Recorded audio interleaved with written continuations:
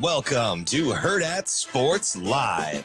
I mean, as an offensive line coach, you're always, preparing for the worst, right? So, but I think going into a training camp, the whole overall unit has been the best since we've been here. And, I was talking to Coach Cooley, my assistant, the other day, and, we haven't seen too many units that we've been around that's been this deep from, the top group to the last guy on the roster. So, we're excited to be able to, go to work with them every day. And yeah, continuity is what kind of stands out. I mean, we've probably got our top 8 right now, and those guys are how they play together, how they're coming together and playing together as one. I think is huge. We got a good, solid, older group. It's great to have Teddy back. It's great to have Turner back.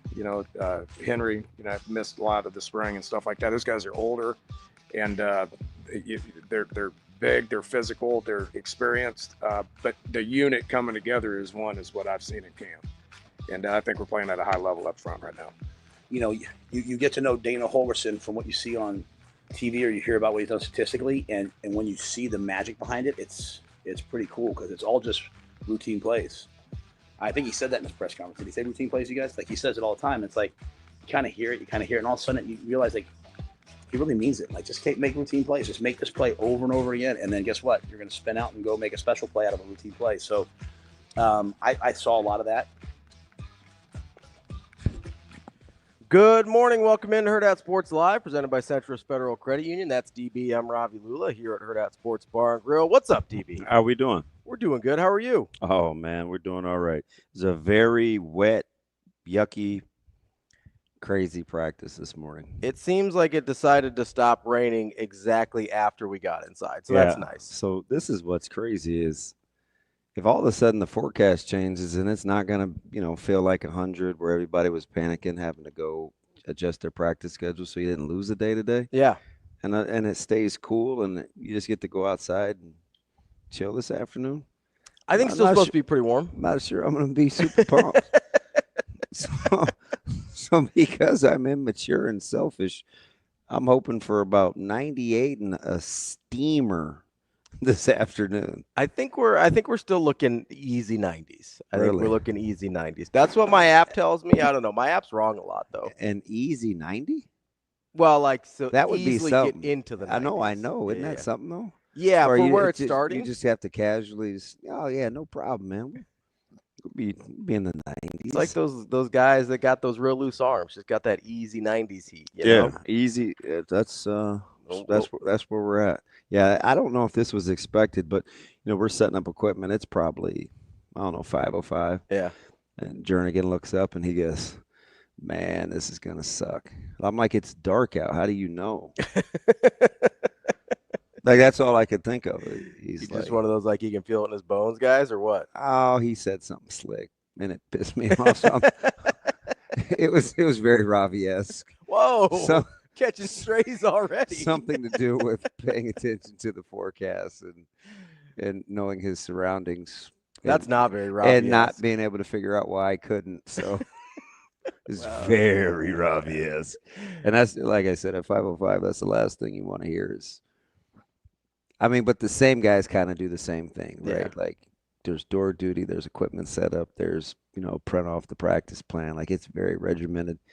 And the 4 guys that do the field setup are me, Jernigan, Brett, two T's, our offensive line coach, and some combination of one of 3 other guys, but the same 3 guys do. Always out there. Always, yeah. So I tell him there's no pressure, but outside of anybody in my household, like, that dude has the first opportunity to set the tone for the day. Pressing. Is that why you get so mad at me sometimes? Yeah, because You're like, "Hey, jackwagon, do a little better." I tell people, man, I just said it yesterday. To Caleb, we had dinner. I said we were talking about pressure and opportunity, and I've kind of shortened it because he knows the whole pipes versus diamonds thing. Mm-hmm. And most of my guys already think I'm crazy with, like, sayings and funny stuff. I'm like, "Hey, man, It's barbecue or mildew, man. Either one. Either one. Good barbecue or you're going to mildew and stink, right? So now I just look at him. I'm like, hey, barbecue or mildew, bro. Yeah. I like that Q.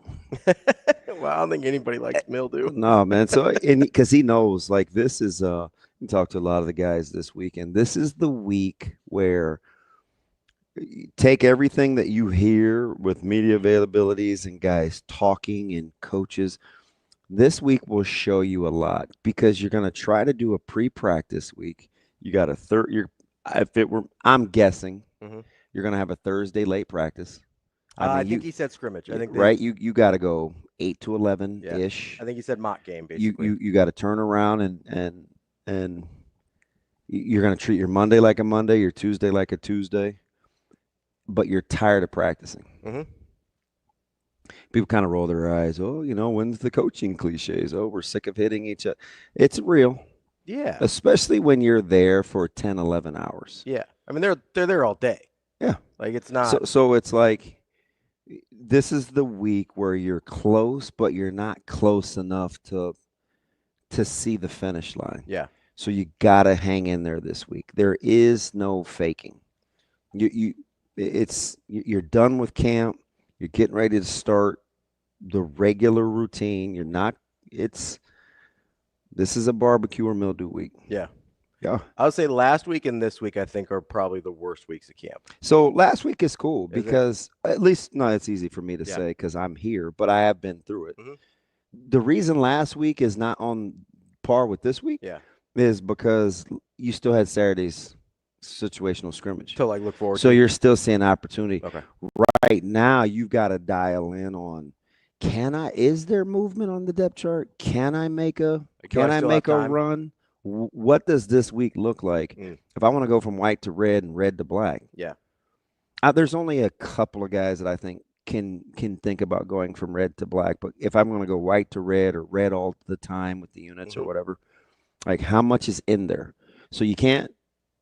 But the reality of it is you can't worry about that. Right. You got to go to work. But it's in the back of your head. You're like, is my chance it's got to be move? just human nature, yeah, right? just moving days, right? Right. Are limited at this point. Yeah, this is Augusta on Saturday, but it's basically all week. It looks like Augusta. Because once you looks get like Augusta to next week, it's like, hey, it's game prep. Yeah, you're set. Like, you're set. We've got you're getting your guy. You're getting your guys ready. Yeah. And so. So how does that work in season, right? Because there is some movement in season. There is, but is that mostly like off of gameplay or injuries, or how does that go? So you probably now it depends on the staff. Sure, so ain't like DB said, so it is. Just in your experience, you typically have to play your way out of, or coaches go in with the notion that hey, I'm watching this development. Like hey, so they're cognizant of it. It's hard to just flash. Sure. But it does happen. Okay. But I do think if this were me, and this is probably them too, it's probably most coaches where you have guys that you think, okay, they're maybe not the 28th, but maybe they're the 21st or whatever the 4 Saturdays from now is. So you have that going in. Okay. So like in your mindset, you're like, hey, I think you're cognizant Smith of might it. be ready by week 4. Yeah. Got yeah. it. Okay. Well, So you're keeping an eye if on I'm already in a rotational guy, like if I am Keelan Smith and I am in a rotation already, it's like, okay, who can I catch? Yeah. Like who can I chase down? Yeah. And that's kind of how you think about it. And if you're like, let's say in that black group, then you're thinking, how can I not get ran down? Yeah. Right. Because I do like, how can I say? I do like the temperament that some guys are taking. Right. I look at a guy like Sierra Wright. Right. He's wearing number 1.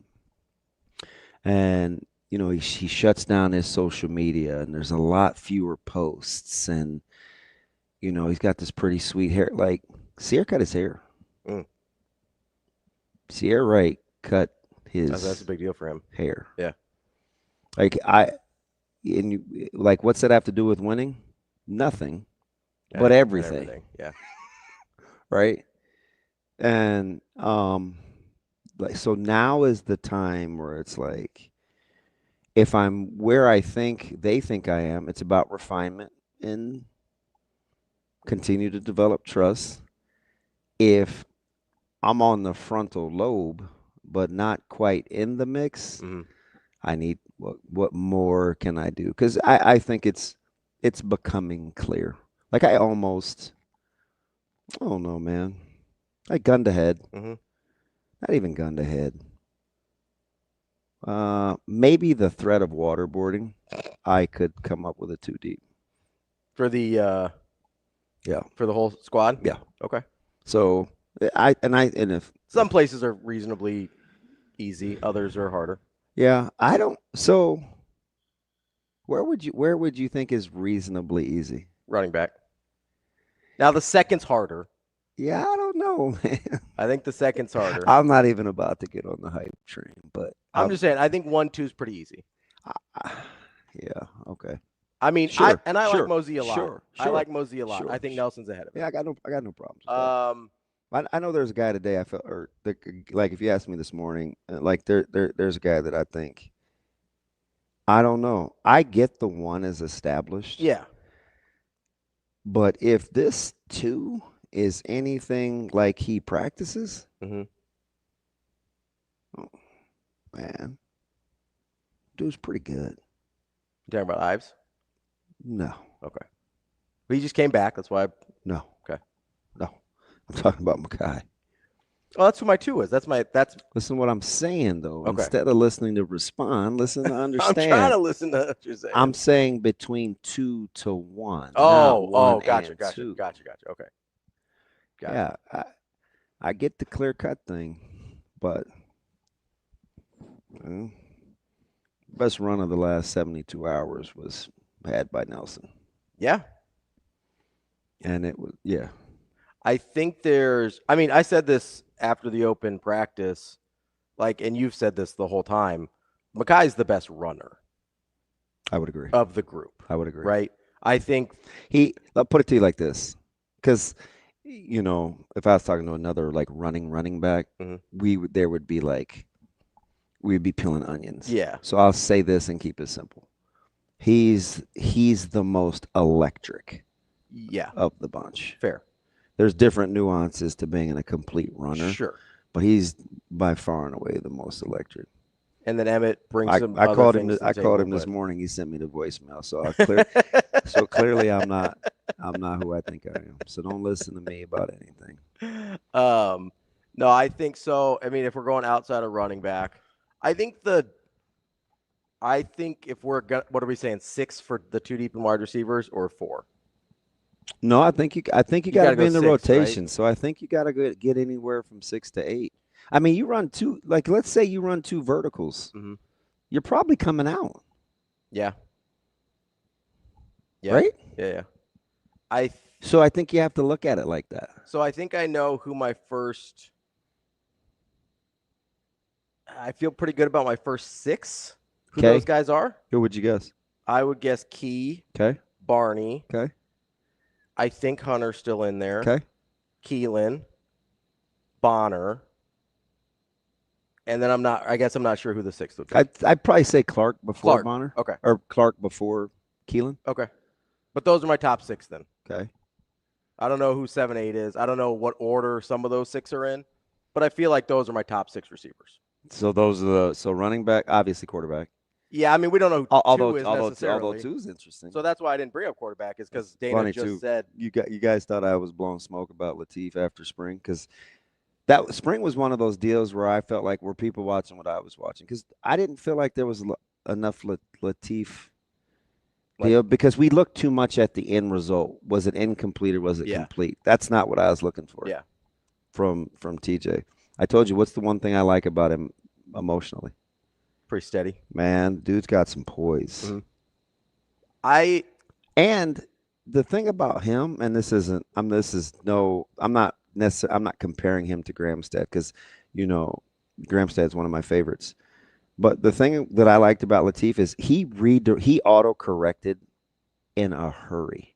He went from a guy that was happy to be there, taking pictures on IG and Snapchat first 12 days of being in Lincoln. Yeah. To hey, time to go to work. Yeah. He So, auto-corrected in a hurry. so and this is easy to say now, so it doesn't matter. But like when I saw him at the open practice, which is really the only time I've seen him, My elbow is shot. Go ahead. I like how he looks. Now, Rhule is the starter, so it doesn't really matter as much. It does matter though. I mean, to most people. Dylan was the last guy to start every game of the season in the last 6 years. So He had the ankle last It year. does that got matter. a little banged up, But they also had said at that point that, like, hey, Jalen's our 2. So I was like, okay, maybe they're just kind of trying to bring on TJ slowly. it's a good option. It seems like, so I don't know if the coaches actually do this. The announcers and media say they do this a lot. So you can tell me if this is true or not. It seems like sometimes coaches have hey, if a guy goes down in the game, this is the backup. If we need a guy for 2 or 3 games, this is the backup. Is that a real thing? Immediacy versus getting ready. That's probably a thing. Okay. Because Is that a thing for quarterbacks? I don't know. That's legit. Because in my head, they may be 2 different things for these guys. in my head, I thought, if he goes down in game, Jalen Gramstad comes in, knows what he's doing, he gets you through the rest of the game. And then if you've got a week to prepare, it's probably TJ. I'll ride with that. Although, And that's at least it's open for discussion. yeah. Because I'm not sure Gramstad would play his way out of it. It's just it's what I was talking about with where you are on the depth chart. The upside part. Usually if you come back to the pack, it's probably what you didn't do versus being ran down. Sure. Yeah. Gramstad's not going to give it away. You got to run him down. So that's the thing with you got to run. You got to run Gramstad down. He's not going to give you anything. that does seem like a situation though where the 2 could get run down just from but quarterback standpoint. is hard though. Yeah. It's not the same as like going out and make a play. Right? Like if I got a guy that can make a couple of catches or has a couple of runs and you're thinking, oh, shoot, man, is that for real? Can you repeat that? Let me give you another opportunity to see that. Yeah. It's not that easy for quarterbacks. Right. Like you can spin one ball too pretty much else sweet and going you're on. like, oh, my God, man, look how he threw that little in cut. But if he messes, like if we saw. And then, then he misses on a speed out and you're like, oh, yeah, that's right. But once you see from a skill guy, it's like. Well, and you can protect a skill guy a little bit more too, right? Like if you've got a receiver, you're like, oh, I know he's really good at these couple things. You can put him into those couple things. Yeah. Whereas a quarterback, you can't protect them. It's the totality right? of it. And we see it all the time. It's like, oh, this guy throws an incredible ball, but it's like, oh, and then Anthony Richardson messed up his protection again, so he got killed. Yeah. Like, so I get that with quarterback. That makes sense. I do find.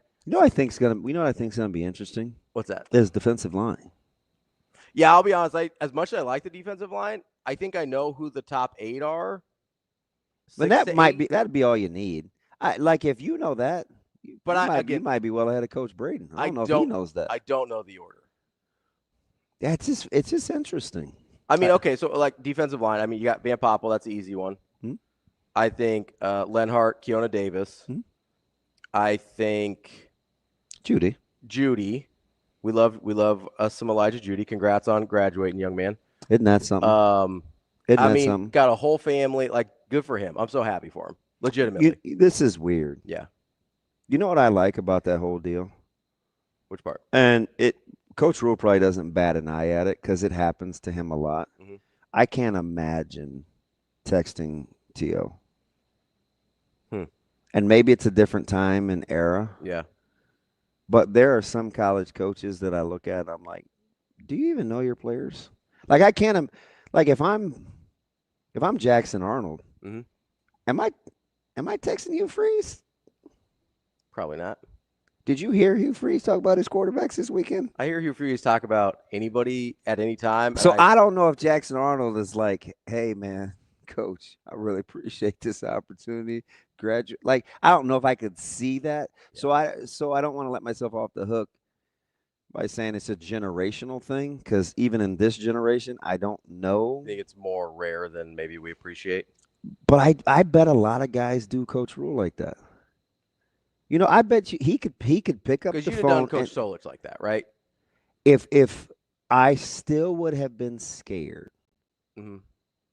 like, and I love him. Yeah. Like love. Like you were much closer to Solich than yeah, like love. Yeah. And I still would have been scared. Now there came a time, I don't know what the turning point was, where I would say, hey man, love you. you guys saw him this weekend. It's like just to see him kind of in his element and content and have peace. Mhm. At 50, I can say, hey, man, whatever. And some of that is just maturation. Yeah. But I don't know if at any point during our relationship of player-coach would I have hit him up. Okay. Fair. And I spent he had us over. Like, we spent a lot of time with him. Yeah. And it's just a different time. Yeah. The player-coach dynamic was a little bit more. It's just a different time. separated, But it felt like. like, Judy's not – like, Coach Rhule isn't even his position coach. Yeah. He does spend a lot of time with the D-line, though. We know that. No, I'm well aware. So, Remember, Judy got off to the slow start. We mumbled a lot of negative things under our breath about Judy. Oh, this guy from Texas A&M. Yeah, we mumbled a lot of things under our 4-star breath. SEC. What is this? How come he's not playing? So yeah, I don't want to take any of that for granted and say that's just what kids do now. Yeah. So that was pretty cool, and I'm sure he got permission. Sure. Yeah. But I don't know. I'm like that's how this team. I get the talent. I get you always need better players and the just win guys, but you need a little bit of that in today's college football where 4th and 2 or 3rd and 4 or it's 1st and 20 after a bad penalty where there's something about the way that you respect and treat your brothers helps you recalibrate in high leverage situations that isn't just talent related. Mm-hmm. Feel me? Yeah. It's like there's got to be something else. Yeah. It's just like being in a relationship, man. How other centered you are pretty much dictates what you're willing to put up with. Yeah. I mean, that's fair. And it a lot of times it can dictate how you deal with high leverage situations. Yeah. Right? So and that's in an everyday small close space proximity. Imagine being out here in the wilderness. Yeah. With 120 some 115 some fellow brethren. I do think, people, especially around here, kind of will roll their eyes or poo-poo that a little bit sometimes. But I think about the NFL, right? The talent discrepancy on any given NFL roster is not enormous, right? Mm-hmm. Like there's some bad teams every year. There's some good teams every year. But if we're talking generally speaking, the talent discrepancy between 1 and 30 or 3 and 30 or 1 and 32 is not that big, mm-hmm. right? So we have to be talking about something else when talking about the good teams versus the bad teams. There's a reason we cannot like the Steelers roster 8 out of 10 years and they still pretty much produce the same results, mm-hmm. right? There's a reason I can look at Andy Reid and be like, whoever he has at quarterback, it's probably going to be okay, right? So there's whatever, and some of that's tactical, some of that's technical. So I'm sure a lot of that, though, is maybe emotional is not the right word. Why couldn't Carolina repeat in 96, the Panthers, what they did in 95, even though they had 2 better players on their roster via free agency? Right? You inherited Michael Barrett. Yeah, something clearly was amiss, right? I mean, it's pretty famously Kerry Collins was hard to get along with. But was pretty good right before that. Yeah. Right. When they're playing Dallas and the playoffs the year before, it's like, oh, okay, we might have something. But that's the whole pressure and diamonds versus pipes mm-hmm. and barbecue or mildew. You need something other than talent. Than just being good. That was our question about Ohio State last year, right? Yeah. Early. Oh, and I still don't think that was misdiagnosed. I don't either. I think everybody in Columbus knows it was something. I think they figured it out. Now, or maybe they were just good enough over time to overcome it, or Sure. maybe somebody or somebody's acquiesced. Yeah. And, kind of peeled back. But, I mean the whole Knowles, Johnson, clearly that dynamic was different. Yeah. It didn't seem quite perfect fit right at the start. So this is an interesting week because guys won't get as many pep talks audibly. Mm-hmm. Right now it's down to business time. Yeah. And you have to be secure enough to understand Man, you talked to me every 10 minutes last week, man. What's changed? Now, hopefully the coaches, it won't be so drastic. Like they've communicated that like their expectation sphincters already. puckering up. Yeah. Because you don't want anybody to be like, I don't want to be super different next Wednesday than I am from this Wednesday with the guys where they feel like, oh shoot, man, we play tomorrow. Yeah. But there is a progression of buttoning it Like up. dialing in. Yeah. Yeah. You know, and it's like, you know, some of the guys say yesterday, it's like there's no faking going to work now. Yeah. There isn't. You either want to be there and you understand what's on the line or you don't. And it has an uncanny way of it like reveals itself. Like it's such a humbling game. And you just, if you respect the game, it'll respect you back. It doesn't result in wins and losses, but it will treat you well over time. It will treat you well over time if you respect the game. I mean, it kind of does result in wins and losses. Not directly. Not directly. It doesn't, because you have this reverence for the sport and going to work and being diligent about your craft, doesn't mean you rack up W's tomorrow. No. There's other things, right? Like there's a minimum level of ability. Yeah. But I mean, it's, you know, Coach Rhule talked to, he gave a beautiful example. I laughed my head off. Yeah. But he kept it a buck. He was talking about the difference between, you know, goal setting and kind of having dreams and want to, and pitting it against or pairing it with skill level and development. He said, listen, I'm a walkout linebacker at Penn State. Dream school at the time. I'm a Northeastern guy. He said nobody wanted to be an All-American linebacker more than Matt Rhule. Matt Rhule was short on some things to connect those dots into getting to be an All-American. He said, so the understanding and the blending of maximizing what you're capable of versus what those dreams are, at some point, they may not meet. It's how you handle that disconnect that ultimately dictates your future. I felt like that was pretty profound, right? He gave a beautiful example of his son going to business school but not liking math. It's like, look, man, you don't like math. Like, that's not your thing. You can't do that. Like, that's not a good idea. You got to figure something else out. And I said, Coach, how are you going to kill his spirits?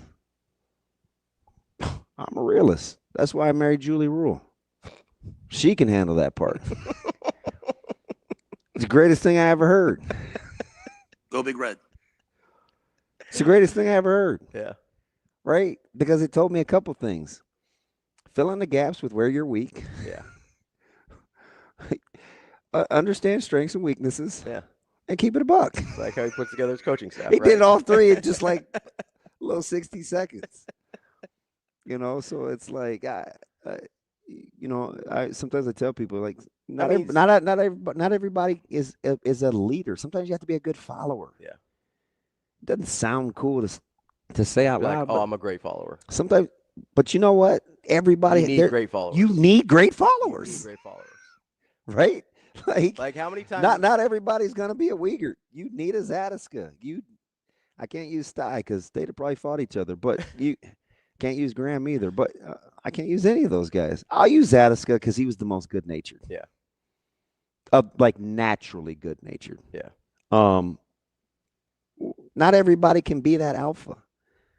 Now there's a few of them that are capable. Yeah. But at what point do I slot myself accordingly? Yeah. And be good with it without losing your competitiveness. Like genuinely good with it. Not just like, I guess I have to take a back seat to this guy. You want them to be able to step on the gas against Cincinnati and drop hammer on Akron and Houston Christian and not go belly up against Michigan. You're going to be amazed. It won't have much to do with talent. It's going to have a lot to do with temperament. Mark my words. It's not going to have the talent discussion a ton. And that's not to say that this roster is perfect. It's just we haven't been talking about talent a lot during this woeful stretch. We knew we needed better players, but then the games actually unfold, and we belittle Nebraska. We never talk about how good the opponents were. So as long as we still do that, then apparently it's not a talent discussion. Unless you need to change your narrative when we're busy critiquing and narrating and bitching and moaning about how the games went. Yeah. Right? Well, and I can't really sit here and I think we talked about this during the season last year. I can't really sit here in good conscience and be like, okay, the talent was they didn't look less talented when they lost to Ohio State. I mean, the same team played in Columbus that did in Bloomington, right?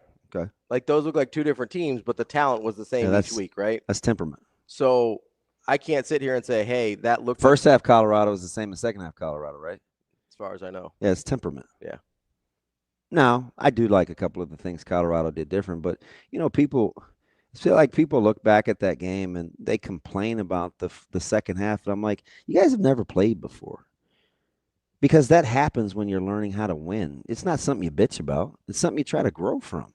Also, we kind of poo-poo the fact that Colorado was pretty good last year. But yeah, they ended up being pretty good last year. So I'll rock with you on that. But what I don't like doing is that's not controlling the controllables. No, it's not. But it is a factor. Right, I don't want it. I don't. 100%. I'm not gonna discount that. But I'm also not letting. You're not I'm gonna not letting. off the hook. I'm not letting us off the hook for sure for how we got to handle it. Yes. Right, which is ironically how you try to manage mistakes too, right? Or the positives. Mm-hmm. Where if the immediacy, let's say, I make a bad decision, and one of the things that will be natural for people to want to do is they'll talk about the extenuating factors that led to the decision. Mm-hmm. All those things may be true. And may have impacted the decision making. Doesn't let you off the hook. Yeah. I was watching. It doesn't. I was actually watching this. That's how games go too. Yeah. Hey, that guy. It just. At the end of the day, you got to control what you can control. It's funny that we end up talking about this. I was watching. Something popped up on my TikTok yesterday, and it was an interview with this psychotherapist, psychologist, whatever. And he's talking about, the guy asked him a question. Hey, how do you draw the line between this is one of the reasons this happened and taking responsibility for the thing that happened, right? And he's like, identifying the circumstances forces you to take responsibility. It's not an excuse. Some people try and use it as one, right? Man. But identifying shout that for the people in the back. Like identifying the circumstances of the situation forces the responsibility onto you. Mm-hmm. And then what you do with it is up to you. But those are not one or the other. That was the psychologist's point, right? Because the question was framed like, how do you take circumstances versus responsibility? And he says, no. It's circumstances forces responsibility. 100%. Right? So I can sit here and say, oh, well, this didn't happen and this didn't happen and this didn't happen. But at the end of the day, like the responsibility still has to land on me because those are I made those choices after I already knew what the circumstances were. Like on a day-to-day relationship level, that's kind of the blaming, complaining, deflecting thing, right? But there's also the counter thing where you can state a truth that somebody else has to own. But that doesn't mean you're letting yourself off the hook either. Yes. Like those things definitely happen all the time. We were talking about run fits yesterday over dinner, right? And cover 2, we're talking about guys, corners squatting. And there are some corners that safeties like to fit behind into. There are some corners that don't. Hey, some corners when they're contained, and they got to replace, they're square, they attack the line of scrimmage, they don't give ground. It makes my fit a lot easier. There are some other corners, hey, man, they're 2 to 3 yards off. They're a little tentative. They eventually get there, but they don't set. And I'm talking to Caleb, like at the end of the day, who's the onus on being the alley runner? Well, it's mine. Well, okay, there's ways that you'd like for that guy to play, and that can be true too. Yes. He can make your life easier or harder. That can be true too, but at the end of the day, you've got a place to be. So if you're ever asked, hey, on this fit on crack replace out of 2, what happened to the force? It can't start with what someone else did. Like, hey, I didn't do this, right? Or I didn't see and this. it's just it's kind of unnatural. Mm-hmm. It's kind of unnatural. Well, nobody likes feeling that way. Well, it's hard too because again, take it from someone that has to like do it a lot. Mm-hmm. There's lots of times where you want to say, yeah, but, and you have to learn lots of little tricks to deal with that. Remember I told you one key to autocorrect real time is instead of saying but, say and. Mm-hmm. Right? Just there's a big difference between but and. Or like if you text me and you hit me with ... I know you're not right, and there's something coming. Yeah, there's like a hesitancy. There's something coming, right? Drop, I'm like, no, just like all this other stuff can be true. Yeah. But then there's this. So with this team, it's going to be interesting because as you have these young guys that come on, mm-hmm. right? Because they're breeding this thing of competition. You know, at some point, for as well as let's say, for as well as like Dylan Rogers is playing, mm-hmm. right? Which, by the way, is still going to be a very good call on your part. For as well as like Dylan Rogers is playing, there's still a McCullough, there's still an Ochoa, there's still a. I mean, Mav Noonan playing well. There's still a McGahee, mm-hmm. right? Where I have to decide, even if I'm in addition to, mm-hmm. is that dictating my behavior? And if it doesn't, and I practice in such a way, imagine what would happen if I need a 4th and 2 stop, mm-hmm. right? I mean, Soares becomes, he's over the line of scrimmage, and I'm on those sidelines as Ochoa or McCullough or Rogers or whomever isn't in the game, mm-hmm. and I'm riding with the guy that's in the game because of the same desired outcome. How whether we succeed at that 4th and 2 stop or we don't sets the course for how you situationally do life. The more you can repeat that behavior, the better chance you give yourself at a chance for success. It's not foolproof, but it works more often than it doesn't. Mm-hmm. That's why we lose to Iowa. That's why we get beat by Minnesota. Because they're good at that. They're good at that. Yeah. I hate that. They're really, really good at that. Mm-hmm. And we haven't been.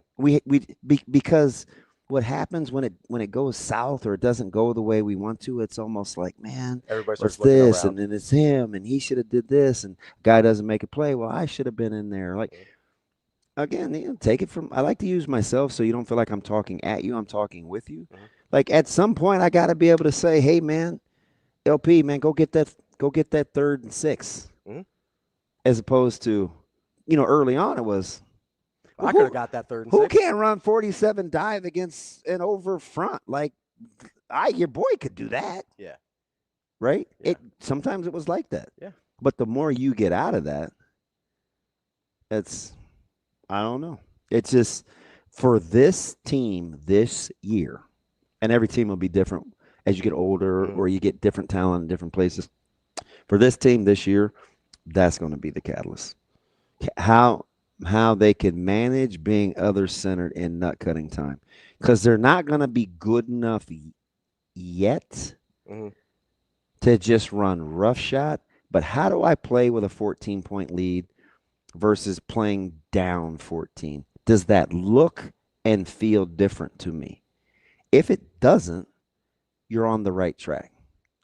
If it does, you got work to do. Can I ask? This might sound like a dumb question, but I mean it genuinely.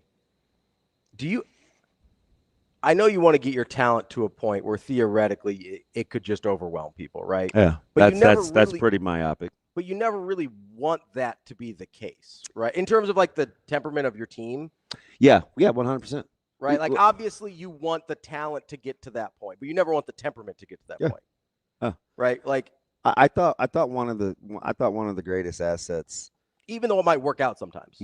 One of the reasons, and I'm just using Coach Solis because he was here this weekend, but I thought one of his greatest assets was, for whatever the reason, nobody was ever, outside of the storytellers like Rozier, mm-hmm. who will probably lament that, he was the man and had it pretty good. He always had this way of making you feeling uncomfortable about being good, because you always got the sense it was never good enough. because the culture is there's always more in there. So yeah, you want elite talent. Yeah. But to your point, you don't ever want you to think that you're so elite that there's no more room for growth. Like you got to be able to coach LP just as hard as you're coaching Brian Knuckles, right? And it doesn't seem like that should be that hard to do. Oh, it but is, though. believe me, it is ridiculous. Like we see it with good players in high school a lot. Do you want to know who it's hard to coach as a good player, as a really good player? Braylon Warren. Yeah. Braylon Warren. Really, really good. And sometimes I saw it just this weekend. It's not even his drill. But the standard is the standard. We're conditioning. I told him listen, I wanted to kiss him on the forehead. So B-Dub is a guy that's really good-natured. Does a lot of good things. He receives things pretty well, so he's hard to get on. But he needs to be coached hard. So we're doing a conditioning drill for kick coverage. But it's butt side avoid, sprint, shock, shed, get rid of. We do it the length of the field. It's a miserable drill. So quarterbacks all of a sudden decide to hop in. And I don't think Braylon was super sure on what to do. Okay. Right? Because they're not typically in the drill. No. Okay. No. So understandable that he may not. So he was a little, and I caught it out of my periphery, but probably wasn't moving as fast. And so one of the coaches, knowing that Braylon needs to be coached hard, went in. And it almost seemed over the top. But, stuff happens fast, and so he gets jumped immediately. The next handful of times, it's like you look at what he's doing, and he's like sprinting his brains out because now he knows what he's doing. And I'm thinking to myself, man, a year ago, this would have turned into, well, I didn't, and I wasn't sure, and well, he did this, and because that's how it goes, right? As you're learning to mature. I went over to him and I said, you know what? I said, that's real leadership. There's lots of things you could have said in the meantime. My man said, and they would have been true.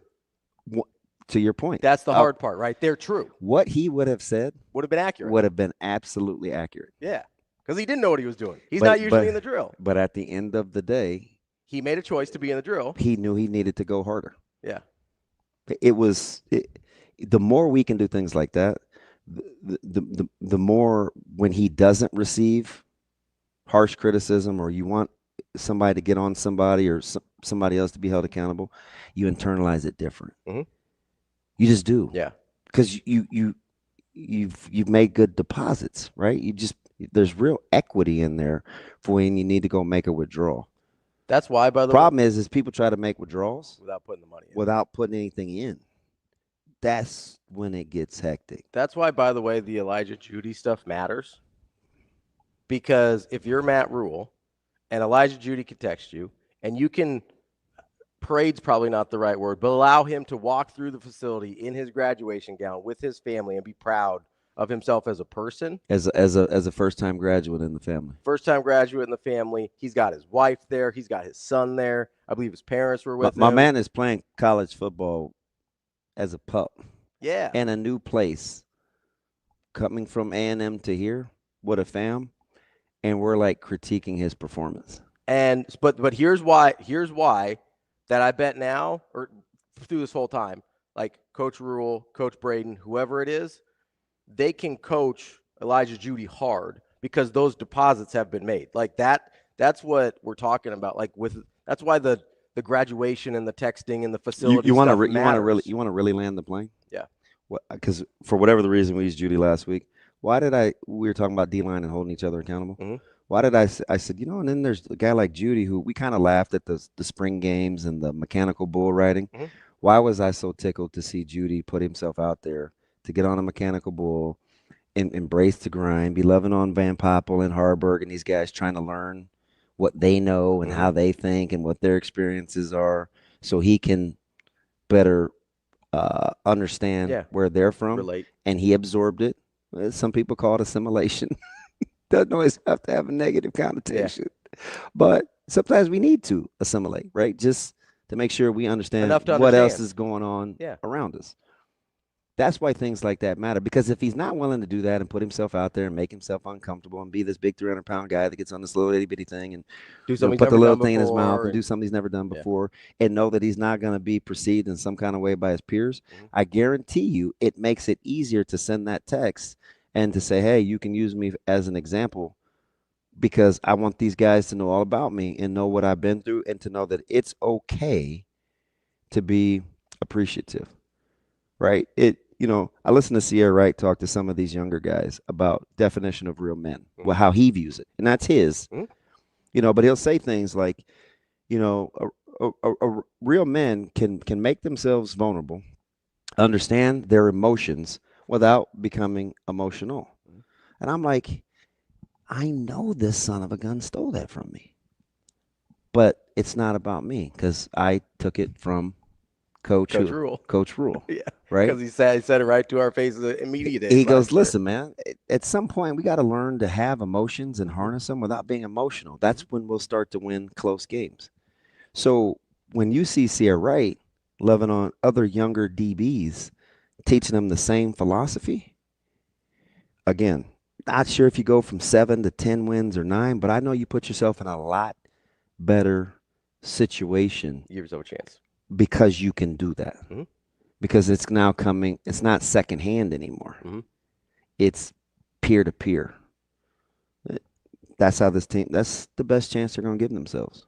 I've seen a lot of teams in this conference win 9 and 10 games that weren't as talented as this team. It's because of this other stuff we're talking about, right? In this conference, in this landscape of college football with freedom of movement and coaches outwardly saying they lost locker rooms because of money and things like this. And we'll get into this after we take this break with guys we perceived, Coach Rhule, I think he was asked about the Pritchett question. We'll come back with that, but he's got to listen to how he answered it. And that's really all you need to know on how we should handle it. As opposed to being able to say, oh man, NIL this and Pritchett that, and he's not this. And because that's what we do, right? We always find the negative. Yeah. Listen to how the question was actually answered in terms of what it means for this team. Not just Pritchett, but what it says about this team and what Pritchett brings to the table and how you move forward without condemnation. That's DB. I'm Ravi. A little more Hurrdat Sports Live coming up next.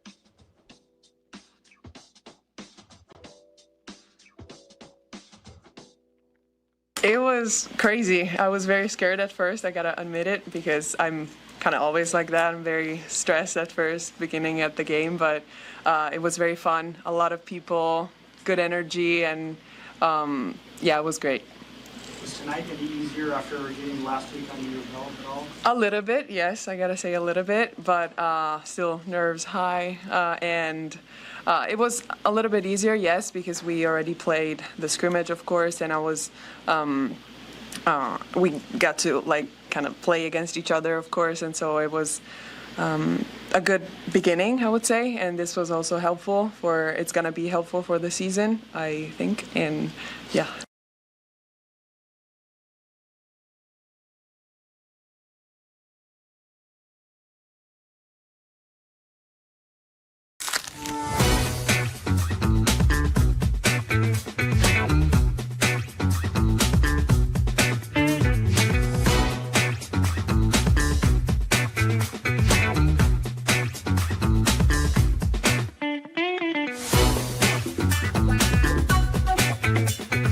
I still feel like it didn't happen. I'm like, is that a dream that I just had? Just the opportunity that, I'm 34 now. I never thought I'd get to play in front of the Husker crowd again. So that was an unbelievable opportunity that I'm forever grateful for. And just, once a Husker, always a Husker. And it's just amazing to feel that support and just to be in that environment once again. Who contacted you about the opportunity? How quickly did you say yes and what did you think about it? Well, Kelly texted me a few months ago, and I wasn't sure at the time what I was going to do because my husband's cousin got married tonight, and so I had to choose a wedding or playing, and I chose playing. Hopefully she forgives me. But yeah, so I was kind of 50-50 just because the wedding, but I'm happy that I got to be here because it's like a once in a lifetime thing.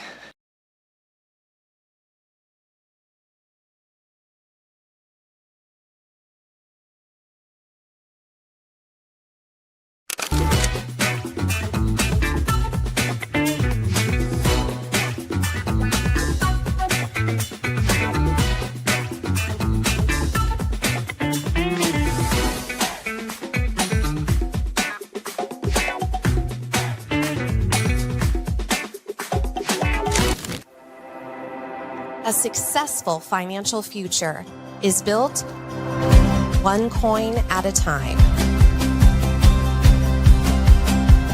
Whether you're just starting out or a seasoned saver, we've got the financial resources and team of experts who will be with you every step of the way. Centris Federal Credit Union. We are where you are.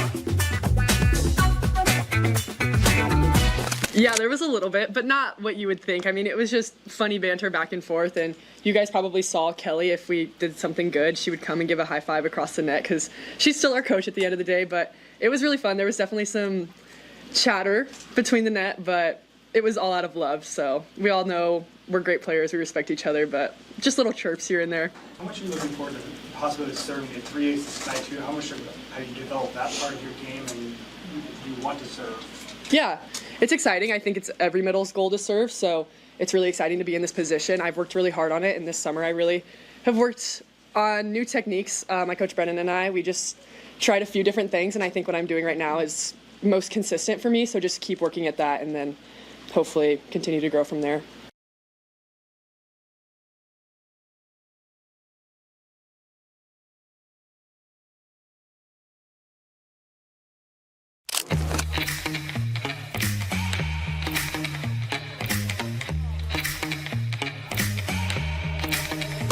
Give me that cheddar, we getting Rico.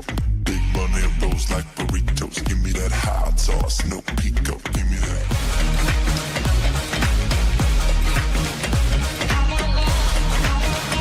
Give me that.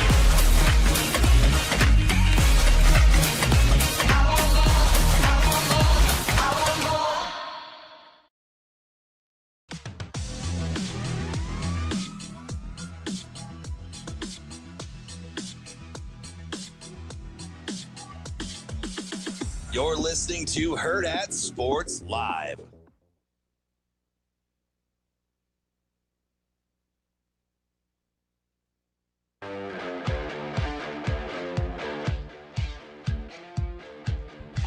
Welcome back, Hurrdat Sports Live. That's DB. I'm Ravi Lulla here at Hurrdat Sports Bar and Grill. Don't forget, if you're on the roads this morning, it's been a little rainy, been a little wet. Be careful, pay attention, put the phone down, keep your eyes up, don't get distracted. This message from the NDOT Highway Safety Office. We're going to talk to Sam a little bit later today, 8:15 instead of 8. And then we're going to talk to Cynthia Frelund from the NFL Network at 9. Good get, Shane. As we start to, yes, thank you, Shano. Well, I gave him some options. Yeah. You went with the heavy hitter first, huh? All right, attaboy. She's the best. She is the best. We haven't talked to her in a hot minute since probably since the Super. We talked a little draft with her, I think. Yeah, and there's plenty to talk about, right? A lot of hot takes. Lots going on. So we'll definitely get into some NFL later as well. Shoot, even those guys go through what we were just talking about that first segment. Yeah. You think there isn't some Caleb Williams, Ben Johnson talking that? Yeah. Yeah. How hard? Yeah, I think that's if we had to really get down to it. I know that Vers doesn't like Caleb Williams for a lot of reasons. I think if I could get him to give me a non-snarky answer. Well, people say that it's the blue juice, right? You're supposed, but we haven't decided if it really works or not. Is it sodium pentothal?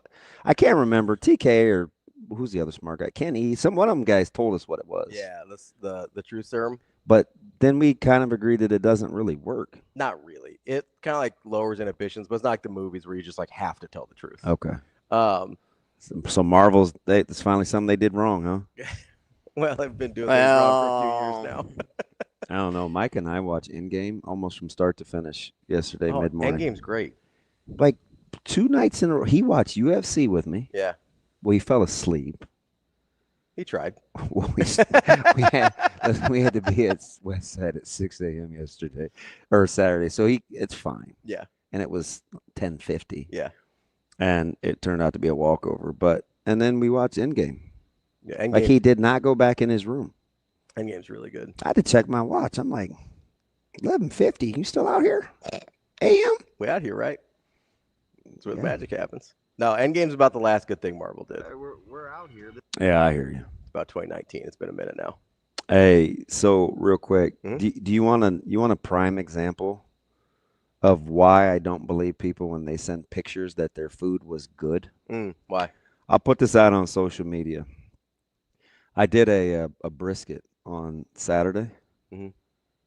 Seasoned it, trimmed it, wood chips, the whole 9, right? Looked like it was going to be sensational. I took a picture right before I got ready to wrap it. Beautiful bark. I'm like, this thing is going to be lights the heck out.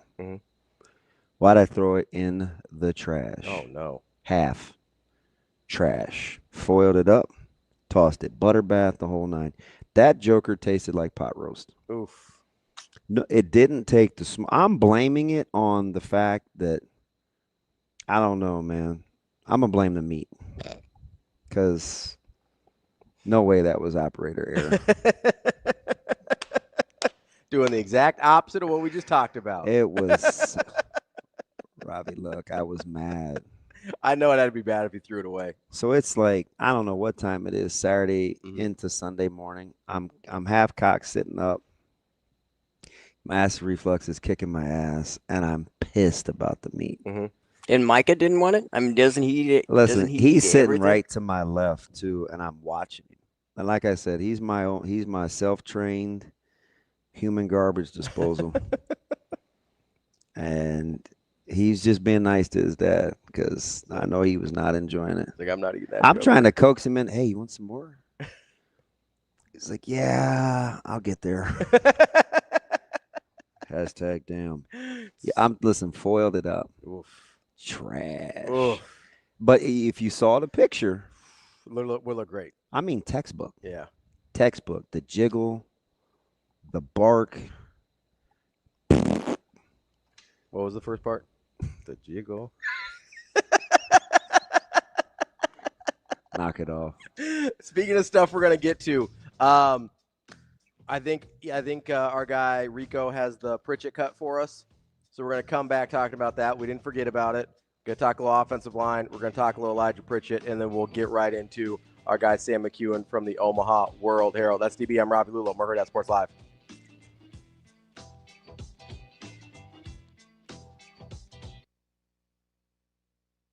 That was better, definitely better. And you could tell right away, Steve, that was better like the next day. You know, and I think I showed them on Sunday. I showed them like our team at Baylor, and I hate doing this, but I showed them tackling. And I think if it exposed anything, it kind of exposed me a little bit. Like, well, Coach, we can do that. Like, because our kids at Baylor would come in and try to, end your life. I said that. I got to be careful how I said it, but they try to come in and they try to knock you off the field, right? Like, as you're being held up, and they're like, Coach, you always talk about taking care of each other, and so having to go back and be like, hey, we thud one way, we're live another way, and when we go live, I'm always like, hey guys, if a guy's coming across the middle, just try to, let's not blow him up. I always think about the play with Fedoni where he got kind of hit in the leg, and say, don't blow up a D line that doesn't see it. So I think once they got that, they were way better. We ran better angles this week, much more physical. We struck well all week, and then today there was one missed tackle on Mosey that went for a long play. That right away the DB was like, I gotta take one more step, but. For being where we are, and we got a lot of live work during the week, I feel pretty good about our tackling right now compared to where it was a week ago. And I think a lot of that, honestly, falls back on me just, illuminating for them, hey, what I expect when it looks live.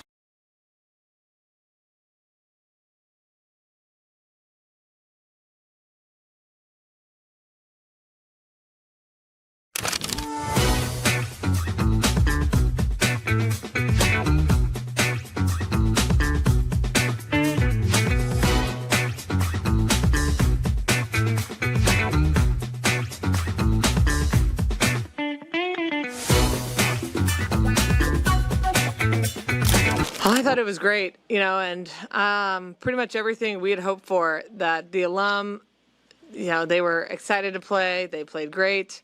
And then we got tested and kind of felt some pressure, which was amazing going into next week. And we got to see a lot of different players too, step up in that pressure. And I think it really helped, us figure out who we're going to start and what, realistic changes we can make. And I think it made me a lot more comfortable going into next weekend.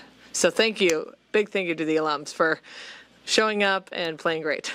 Who stepped up well during that pressure that impressed you? Yeah, probably the usuals. I thought Harper played great and was a huge voice. I thought Bergen had an awesome match, and you can really just feel the team steadied when she was in there. And I thought Lainey, sometimes her play is not super smooth, but her presence just helps us a ton.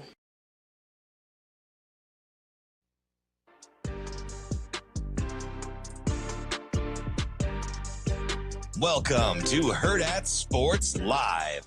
I think our offensive line has produced and played well the whole time. So I don't have any this guy, that guy. I think Gunner's doing a heck of a job. He's playing really well. Teddy, Tyler, they're playing really well. So Pritchett's, he's got to continue to figure things out. He's got all the talent. He just has to figure out what's expected from him all the time. And so I know he's working at that.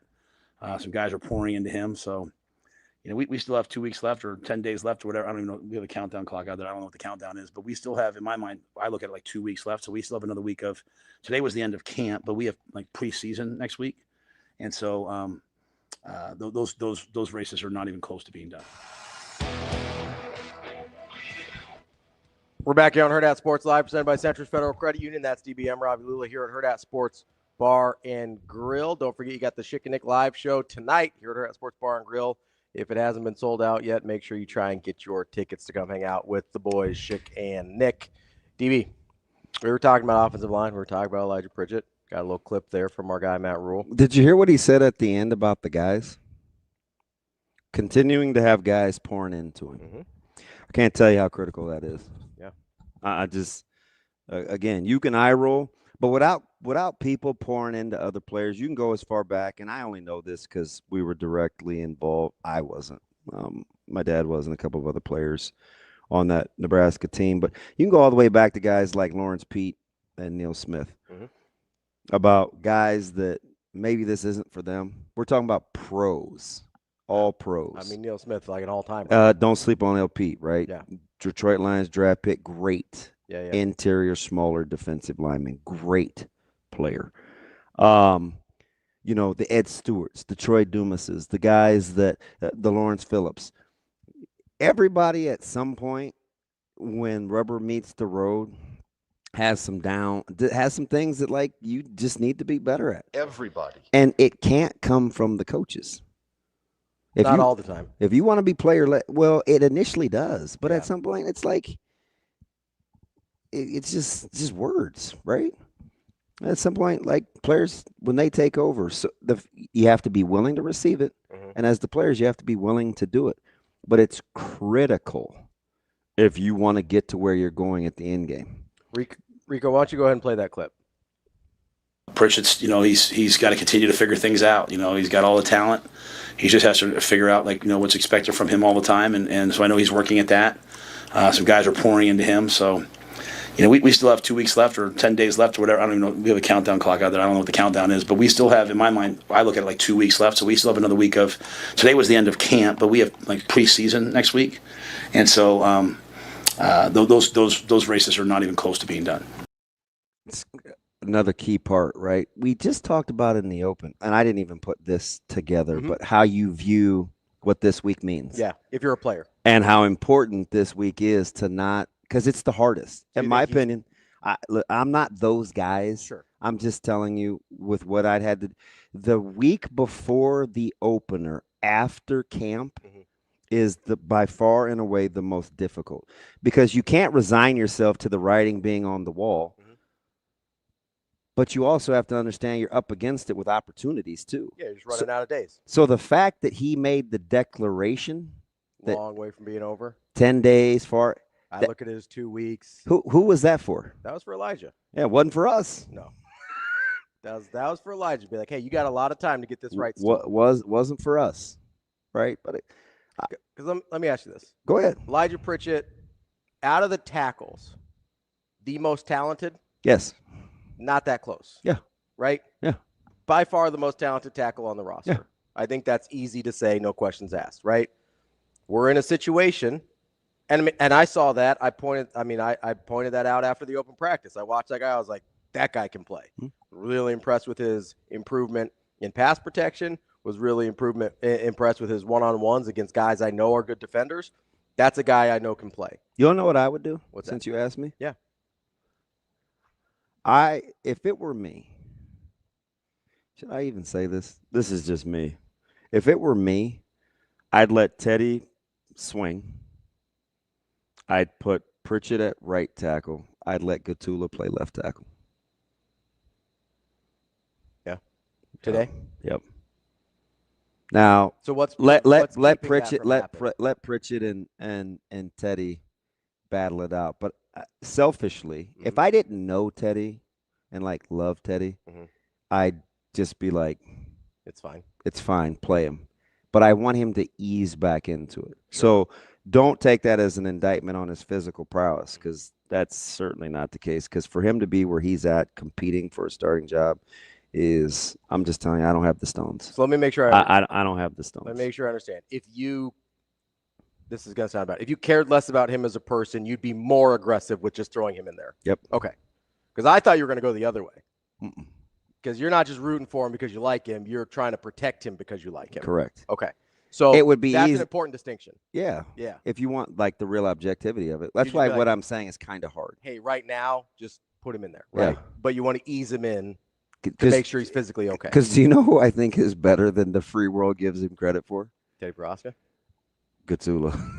See, Gatula's the guy I just was assumed was going to start. I saw him last year. I don't know why we're reluctant, but I'm not. But I think you're right. I think I don't know why we're reluctant to say it. But he was pretty good last year, and he wasn't ready. So I used to always say this, and I think people thought I was using it as an indictment, but it wasn't. I said Nebraska got away with, and I know exactly how I worded it, and so I'll own the fact if got away with it implies implies negative connotation. But Nebraska got away with playing Gatula a year early. Yeah.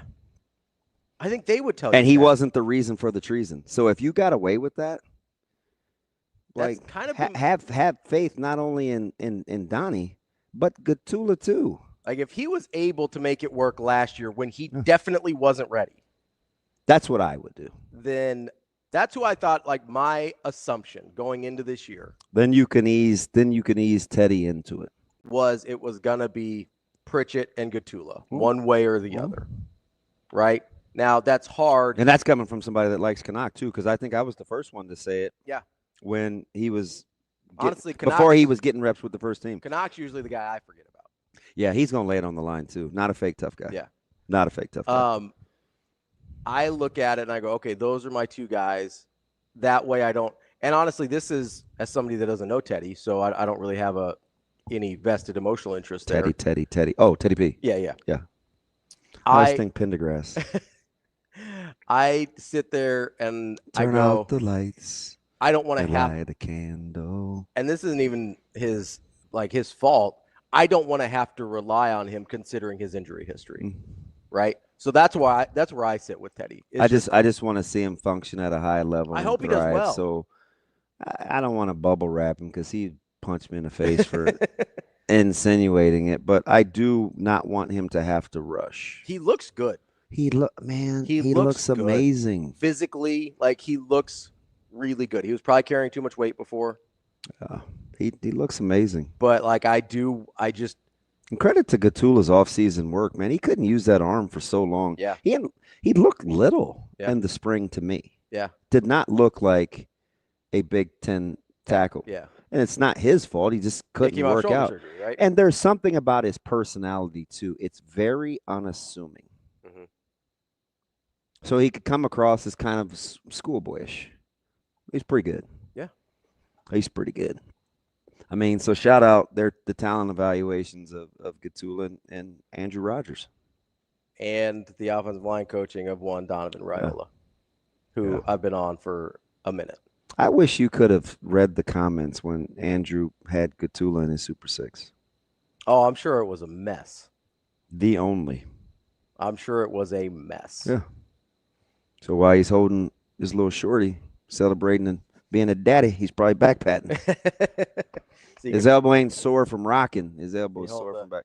No, so I mean, that's probably what I would do tomorrow. I also don't think they're blowing a ton of smoke about the backfield either. Yeah. I think if they continue to get guys. Did your ears perk up a little bit when he's talking about 2 back sets? Yeah. I mean, that's something we barely even talked about. I was like, is he blowing smoke? Dana, you blowing smoke? You messing with me? Because 2 backs doesn't have to be fullback running back type. No. I mean, running backs. Best wishes. I don't believe in luck. Best wishes defending some combination of Mackay, Emmett, and Mosey. I mean, like let's say you put this would be a weird one, but let's say you put Mackay and Mosey back there.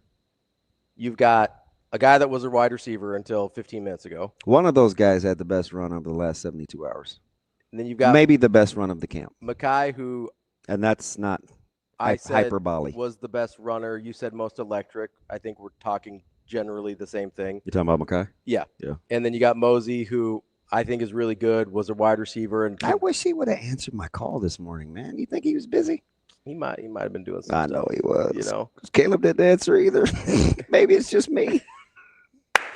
Or maybe they were all busy. They're like, man, that guy sucks. And then Gage talked to me. Let's just think about, okay, so you got those 2 guys in there. Let's say you got Barney in there. Yeah.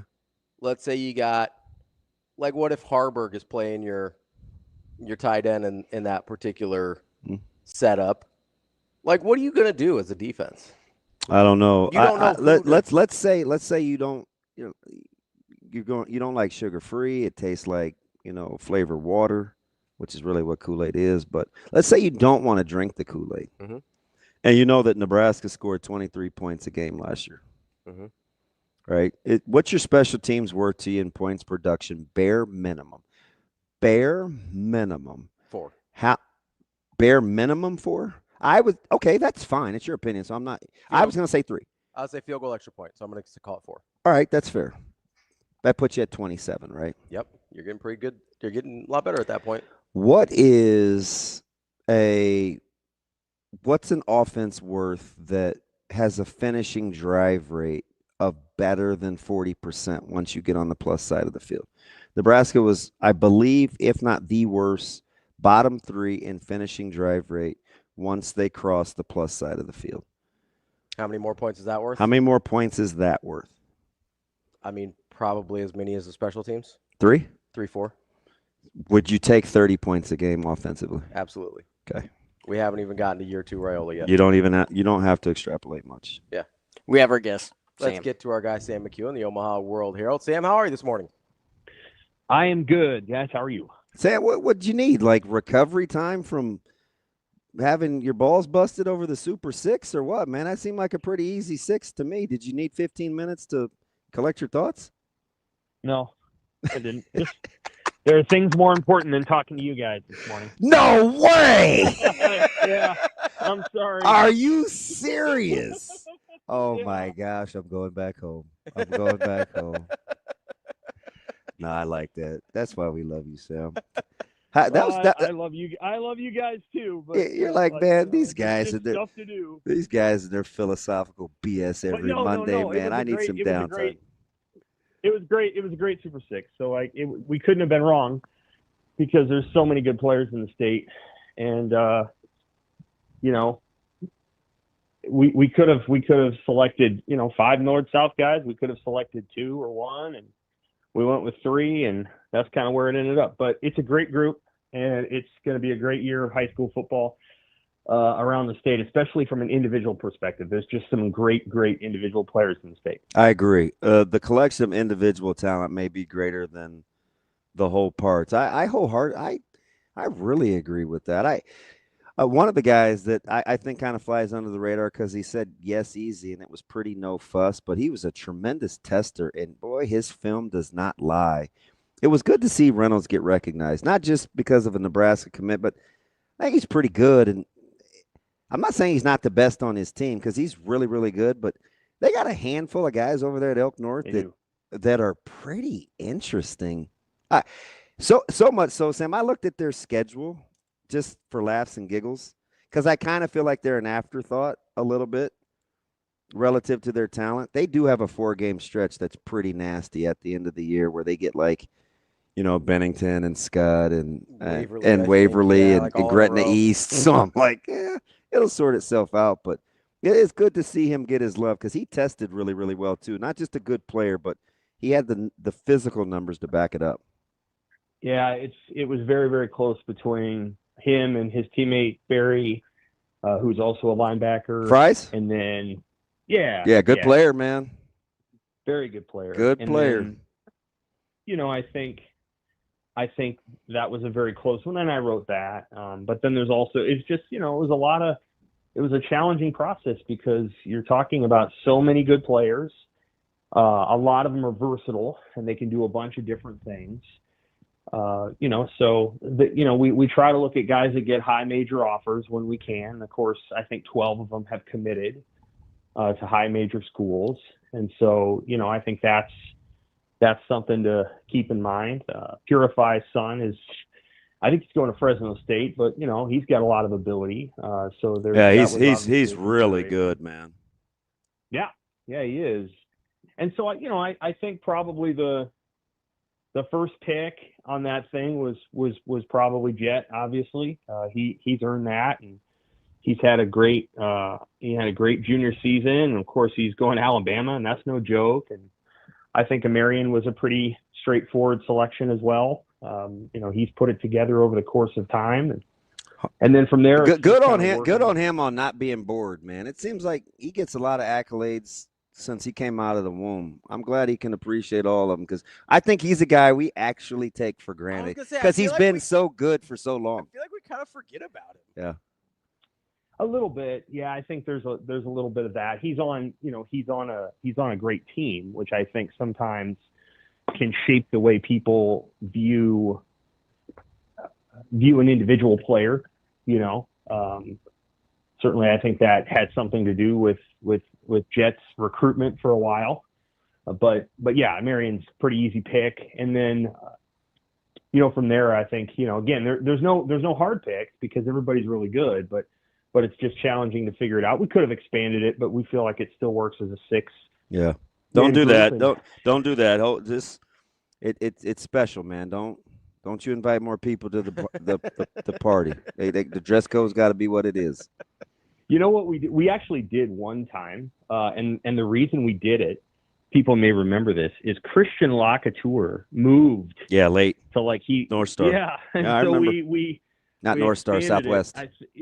Southwest, and we expanded it for 1 year because we're like, well, this guy probably belongs in the group, So, but we haven't done it other than that, and certainly we've considered it. And there's a lot of really good players in the state, and it's, who knows? By the end of this year, one of the guys that we didn't pick might emerge as the very best player. That's one of the fun things about it. Is that sometimes that'll happen. It's been now we've had 20 Super Sixes, and probably next year we're going to do a 20th year anniversary team where we do maybe the 10 to 15 top Super Six players, and that'll be fun because it won't necessarily be people that everybody expects. You know what's interesting about Amarian?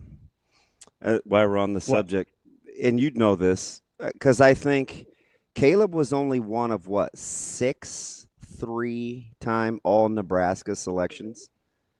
Right. Amarian he's got a shot at 4, right? Which has never been done. Yeah, he's pretty special. I want to say that I'm going to say this again out loud. And I only know this because 3 was rare company. Yeah. Right. I think you have 6 3 6 3-time all Nebraska selections. Omarion's got a shot at 4. That means all class, all the time. Ever. Yeah. He's a great player. And I do think sometimes people 4 forget that about him. And that's all of them. So there were people in this process. You can only play like, 4. He's going to be on it. Yeah. I'm like, yeah, he's want you to know that. Pretty good. Just while he's a really good player. Just while I'm on it, I felt like we should kind of make that designation. AJ's pretty good. Sam, I'm always curious about this whenever you make a list or something. Obviously, the internet exists, so people do their internet thing. Do you get more pushback when it's a group like this? I know we haven't had a ton of groups like this where you've got so many guys. You were part of one in 03. Yeah, with so many guys with Power 5 offers. Or do you get more where there's like, hey, we got 3 or 4 with like clear cut, these are the guys, and then maybe 5 through 10 are all kind of either fringe Division 1 or Division 2 guys? Like, which one of those do you get the most pushback on? The latter. And some of that's because there are folks that are like, well, this kid is a high major kid, and he just didn't get that level of recognition. And why are you recognizing a kid over here who's good, but maybe isn't as good as this player over here, or hasn't been in high school as good? Why are you recognizing that kid and not recognizing this kid over here? Like he only had this many catches. Right, so right. That happens sometimes.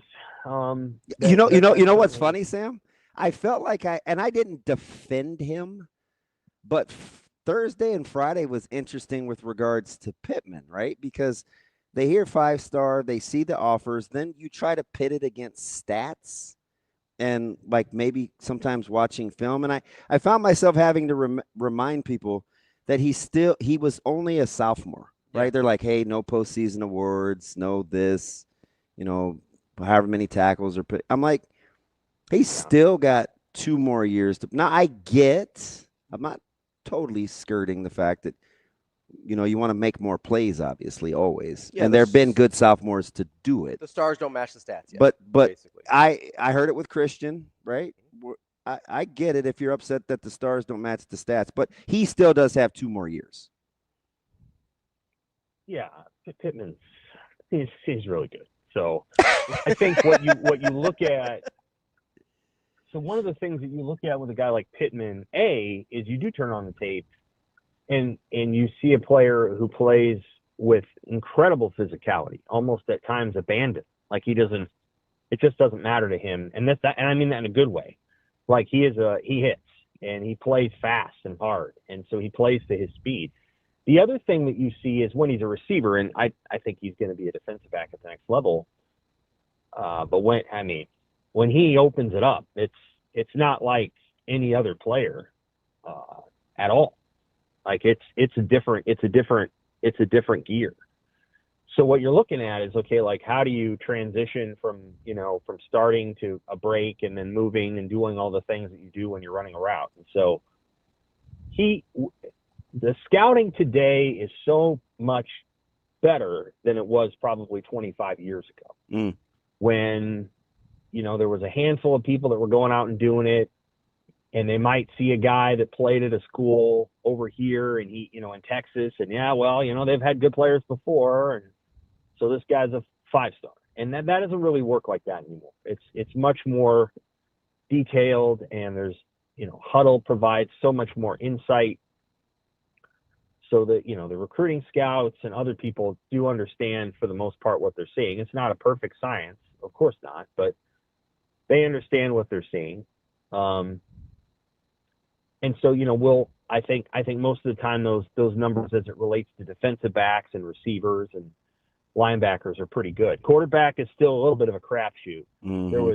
There was a huge variability in thought process on Arch Manning. Actually, he was one. I definitely remember that, right? Yeah, and some people thought he was really good, and some people did not.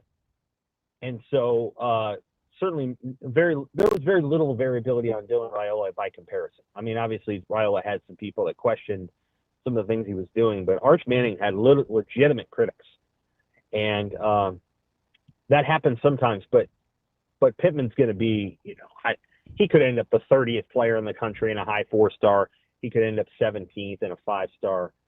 The bottom line is he's a really, really good player. Any player who ends up at anybody's top 100 is really good. And the way that I measure recruiting rankings is I look at how many top 100, top 500, top 1,000, and then outside the 1,000 recruits that you get.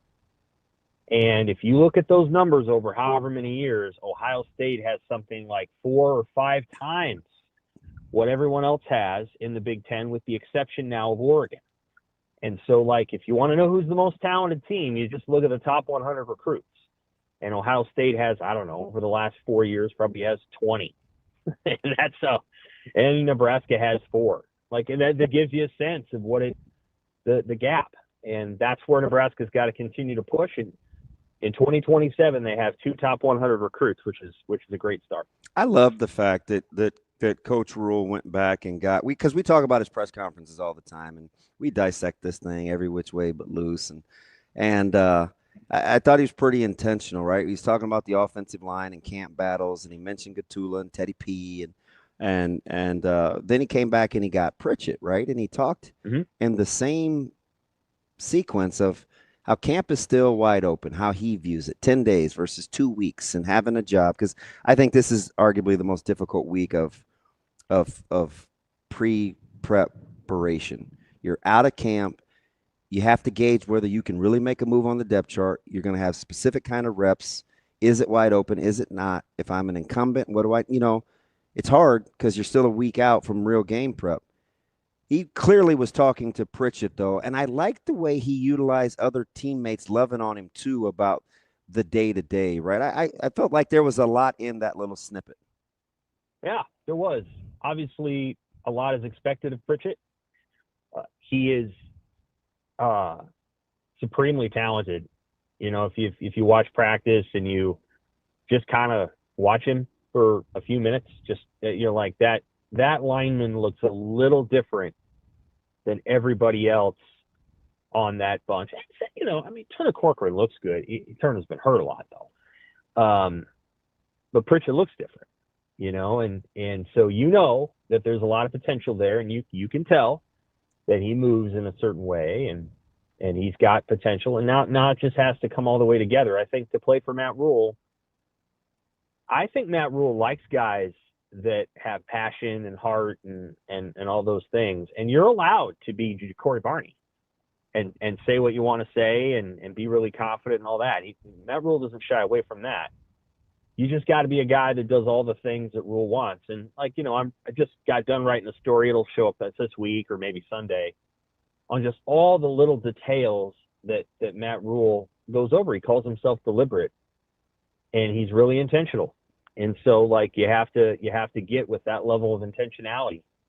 And if you can't, then, he mentioned it on Saturday. He's like, I don't want a guy here that tells me, and he wasn't talking about Pritchett, a guy that doesn't want to check in for dinner.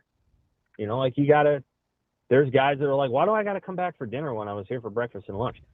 It's a reasonable question. It's not like a villainous idea. The guy's put in his time. He wants to go home and chill and do what he wants to do. And he's got to come back 2.5 hours later to eat in the cafeteria. Maybe he doesn't want to. But that's what Rhule wants. And it doesn't mean that guy can't go somewhere and be a good football player, because not every program is going to ask him to eat all 3 meals in the nutrition room. But that's what Rhule wants, and that's what he believes in. Is showing up for breakfast mandatory? Is it optional? Is it involuntary with air quotes? Is it what everybody else is doing? You know what I mean? Like that's real life stuff.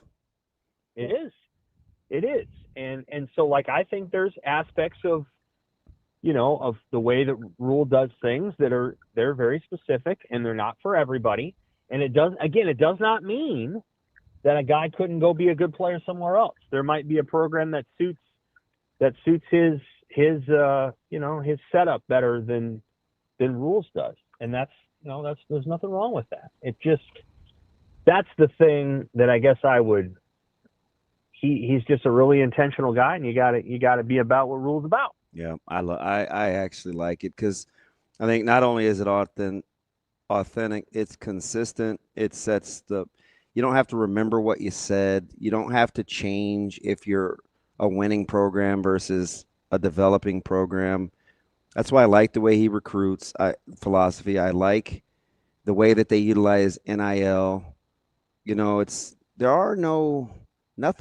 everything is earned, man. It just, as long as everybody knows that, it builds common language, which in turn builds accountability, and you always have a chance. You're never out of it either. It doesn't have to be used as a negative. Like, you can look and say, okay, if I can do these things, then I at least give myself the opportunity, versus, well, I can't, so I have no chance. Right? You can look at it with your glass half full too. That's right. Yeah, like what Matt Rhule provides to every student athlete is great clarity. And I like clarity. Like, I like knowing where I stand. Yeah. Me too. Not everybody does. Some people like to be in sort of an ambiguous space and kind of like, hey, if I don't need you to tell me all the time how I'm doing. I don't need a status check all the time. Just let me know if I do something really well or really poorly. But I don't think that's the way Rhule is. I will say, I will say this. You get into year 7 and year 8 and year 9 of your program, what you hope is that you can gear some of that stuff back, and the players understand it so well that you don't have to push that too much. And like, there does come a second, like, and he's never really gotten to this, that second era, that second iteration of his tenure, where he's, into year 7 and year 8, and I do think that the approach probably changes a little bit, not entirely, but a little bit. Like, he's so used to resetting cultures that it will be really interesting, in 28 and 29, if he sticks around. I think he will. I think he wants to. What that's going to look like versus, okay, I'm going to a place where they don't have any confidence or any culture, and I'm going to go in and I'm going to reset the thing, and then I'm going to leave in 3 years. I'm not saying that he's leaving for different jobs, which I understand.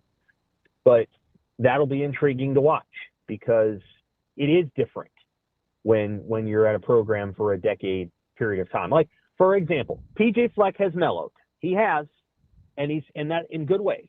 Like, he's a culture guy too, and he's mellowed out a little bit. Like, he had to to mellow out a little bit because it was a little much. And that's what happens when you get into your second, 5 years at a job, which he is now in. Sam, I know we got to let you go here. I just want to ask a real quick question. Is there anything you feel differently about now that the camp portion of fall is over, than you did when we started? Yeah, I think I don't know that I feel any differently. It's a good question. I don't know that I feel terribly differently. I do think they're going to run the ball more than maybe I thought, and I think they're going to run the ball well. I have long believed that people need to be patient with that punter, and they need to be patient with special teams. And Eckler kind of set the expectation when he said, when we look up at the end of the year. Right. And I thought that was a nice set.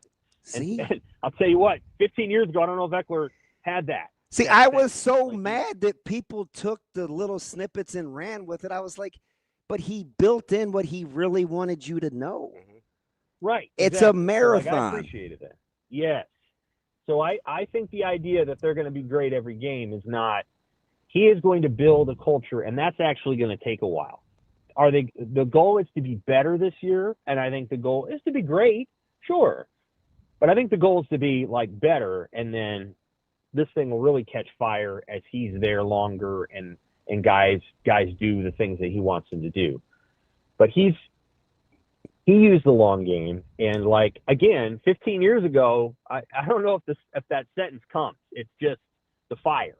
But now he's able to control that fire a little bit, and I think that represents. I mean, he's older than me, so who am I to judge? But that represents a growth there, because I really mean that. Like, I think the reason he's such a darn good coach now is because he's been able to take that little extra piece and guide it along a little bit, and I think that's going to help their program a lot. That's our guy, Sam McKewon, Omaha World Herald. Sam, appreciate the time as always. We'll talk to you next week. All right, take care. Thanks, Sam. Sam McKewon, Omaha World Herald. Interesting. I know he got your ears perked up. Run the ball more. Run the ball well. Yeah, well, I've said that from the jump, Yeah, and I haven't talked about that except when I'm out here and I've never even explained why. I wanted to ask him why he thinks that because he and I have never talked about this, like never. Save that one for next week. Sure. Put a little pin in it. Put a little pin in it. Coming up. Does that mean I'm tacking it up on the board? Like, what does a pin mean? I'm not bursting the idea, am I? No, you put a pin in it like you're marking it. To come back to. Okay. People still use those bulletin board things? Maybe. Bulletin board material. That's still a thing, right? Shoot, ask Osamanji. He's full of that. When we come back, I want to get back to you were asking me about how many points is this worth, how many points is that worth. We left out a key part of the equation that I think is worth a lot of points. We'll get to that next year on Hurrdat Sports Live.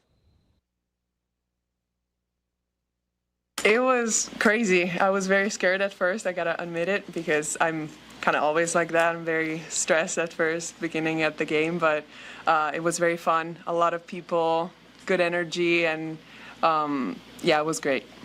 Was tonight any easier after getting last week under your belt at all? A little bit, yes, I gotta say a little bit, but still nerves high, and it was a little bit easier, yes, because we already played the scrimmage, of course, and I was,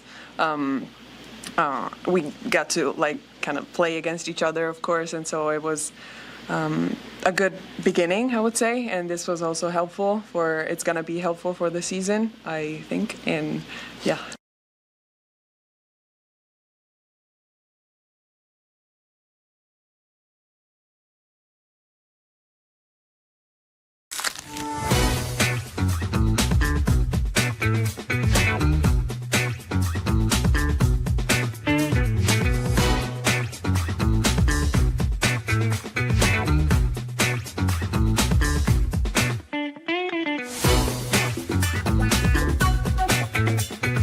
I still feel like it didn't happen. I'm like, is that a dream that I just had? Just the opportunity that, I'm 34 now. I never thought I'd get to play in front of the Husker crowd again. So that was an unbelievable opportunity that I'm forever grateful for. And just, once a Husker, always a Husker. And it's just amazing to feel that support and just to be in that environment once again.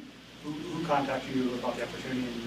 How quickly did you say yes and you think about it? Well, Kelly texted me a few months ago, and I wasn't sure at the time what I was going to do because my husband's cousin got married tonight, and so I had to choose a wedding or playing, and I chose playing.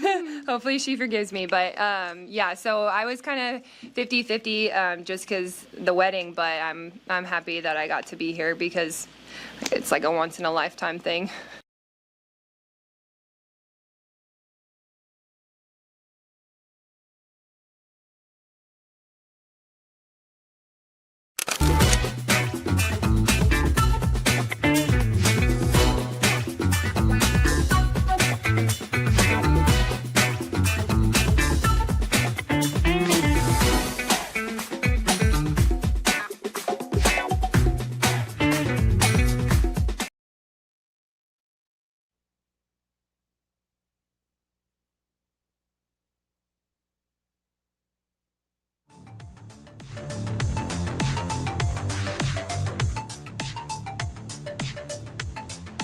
You're listening to Hurrdat Sports Live. Yeah, I didn't have to kick his ass. So good.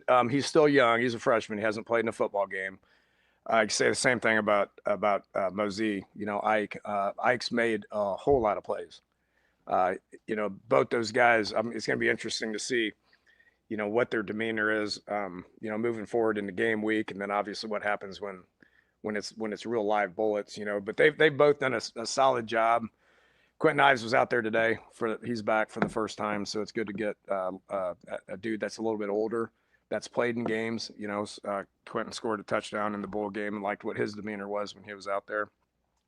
So we've really developed a room where we were concerned because of young guys, what we were going to get to what is now very competitive. And right now they know every time they line up out there that they're fighting for playing time. Who's going to be the second guy that goes out there right now? I don't know. We got Saturday be a big step. Okay. But we don't know who the second guy is going to be out there right now. I've even put in some 2-back sets because I feel good about that group. I didn't think I'd be putting in 2-back sets just because I didn't know what I was going to see, but they've progressed, so we'll do a little bit of 2-back. Welcome back, Hurrdat Sports Live, presented by Central Federal Credit Union. That's DB. I'm Ravi Lulla here at Hurrdat Sports Bar and Grill. DB, I know we were talking about where we can find some points, right? Mm-hmm. Said special teams, maybe 3 to 4.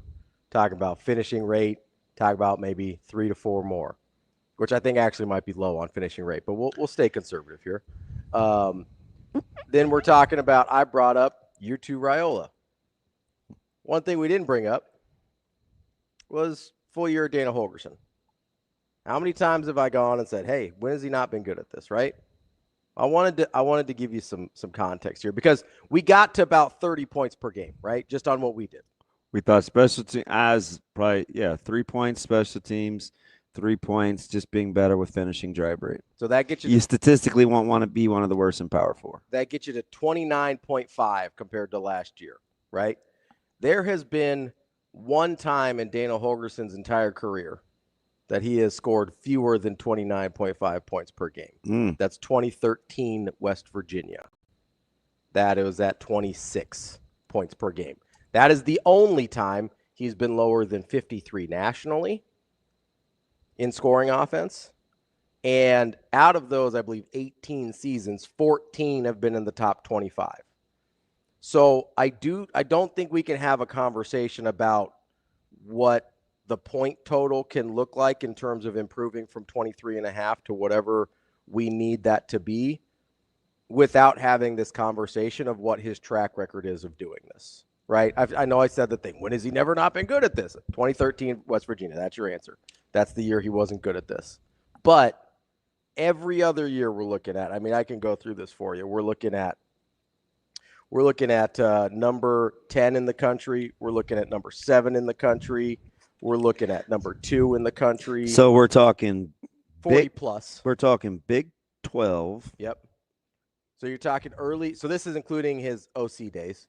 So Yep. you're talking Oklahoma State, Texas Tech, West Virginia, Houston. Houston was playing in Conf USA then?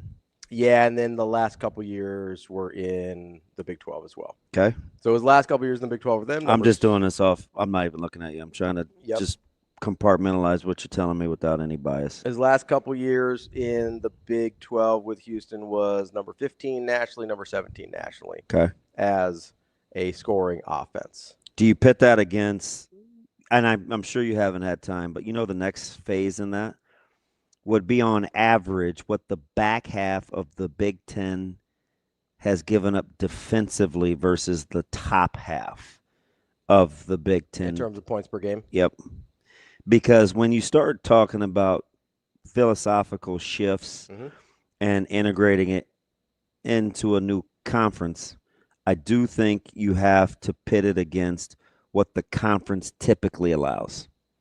Because you don't want to operate under the assumption that it's going to be an anomaly or that it is that linear to just come on over to the Big Ten. Does that make sense? Totally understand. That's why I'm taking in the information. That's that fast processing in me.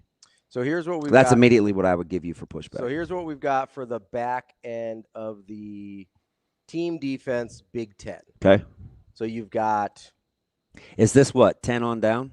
Yeah, I can give you from 10 to 18 last year. Okay, give me the bottom 10. So the bottom 10, the worst is Purdue, 39.9 a game. Okay, what's 10th worst? 10th worst is Wisconsin, 23.1 per game. Okay, which was I believe has gotten worse every year. I watched their, I'm a big camp honk. Last year was their worst defensively. Was it? I'm not going to say ever. For Wisconsin? But all-time 2000s low. I think that's correct. The 23-6 or whatever it was. 23-1. Yeah, all-time low. So it looks like, and this is obviously 2 years. You go 2 years ago, you don't have as many teams, right? Okay, what about the top half? So top half is between last year. 13, or Ohio State was 12-8. Yep. And Nebraska was 18-9, 18-6. Yeah, 12-9 was, and then Nebraska, was 19-5. Okay. So it'll be so That's kind of what we're talking about, Mm-hmm. right? Anywhere from 23 safely. Mm-hmm. Anywhere from 23-6. They were 23 a year ago. Mm-hmm. Pitting it against the top half. I'll be curious. So that's the team defenses. I can switch over to team offenses to see what that looks like. Why not? Humor your boy since we're on it. I mean, if we want to get context here, we like context, right? Yeah. Context is important. I can't take stats in a vacuum. I know some people like to do that. I'm not a big vacuum guy myself. Well, I used to hate stats. Yeah. And I used them as a necessary evil because I needed a starting benchmark, but you just can't take them in a vacuum. I was big anti-stat guy. Really? Oh man, me and we would argue till the cows came home about advanced analytics. But you know what I always want to do though? What's that? Because over time, I believe they do tell a tale. But I want to watch games with people and tell them why or why not stats are telling you the truth substantiate the end game. Yeah. Versus they just are what they are. So offensively, your top half of the league, Indiana 41-3. Okay. Ohio State, Oregon, right around 35. Give me 10. What was number 10? What was bottom of the top half of the league scoring? Nebraska's right there. Maryland 23.7. Okay. So there's a little bit of a cliff between 9 and 10. There's got to be a huge cliff between 8 and 9. Not really. 7 to 9. The big drops-offs are from Penn State to USC. That's 4-5 from 33 to 30. That's not big. And then it's pretty steady through there. The next big drop-off is Minnesota to Maryland, 26 to 23. Okay. You have a lot of 1 point. The biggest gap is Indiana to Ohio State. That's a 6-point gap. From 41 to 35. So knowing that he's never scored less than 29, you're pitting against what defenses and offensive have given up. I won't use the word historically. People misuse that all the time. Yeah. We'll just take last year. Yeah. If you believe Nebraska's going to be better on offense. Mm-hmm. What's a safe number? 28? 28 would put them. Does 28 make you reaching? You know who scored 28 Don't points tell per me game yet. last year? Don't tell me yet. I'm trying to work with you real time on what I'm going to guess. Okay. Based on what I'm seeing from who scored 28 points per game last year, I don't think 28's a reach. What if you don't pit it against who scored it? Just if Nebraska's 3 points better on special teams and 2 points better once they cross the 40. Oh yeah, I think I said, and I gave you 2. I think 28's low if we're doing it that way. I'm giving you the floor though. Right. Yeah. So at the floor, that's 28 would be the low end of what I expect. 28 to 30 would be what I would expect just on those things. Now, who do I think scored 28 points a game last year? Yes. Because I think that actually is really interesting. There's 3 teams that 2 of which I'm stunned by. I know one. Who? Iowa. Yep. 27-7. Yeah. The other one stuns me more. So, do you know how I know that? Because they're a little better than people think last year offensively. And I liked their hire last year at offense coordinator. Yeah. I said that from the jump. Yeah, he did well. I think he does a good job. Yeah. The other 2. One of them seems right. The other one stunned me more. I actually thought one of them would have been higher than this. Illinois. Yep. Dang, let's go. All right. This one, I don't know if you're going to get this one. This one's wild. Are you serious? Yeah, I'm stunned. I'm almost want to look up game by game because it doesn't even seem right. I don't have a ton of wiggle room. Did they have a winning record? I believe so. Let me double check here. Because I don't want to. Let me go back to 24. Iowa was fairly easy because I'm familiar. So they were. Yeah. Illinois was a shot in the old proverbial Dizark.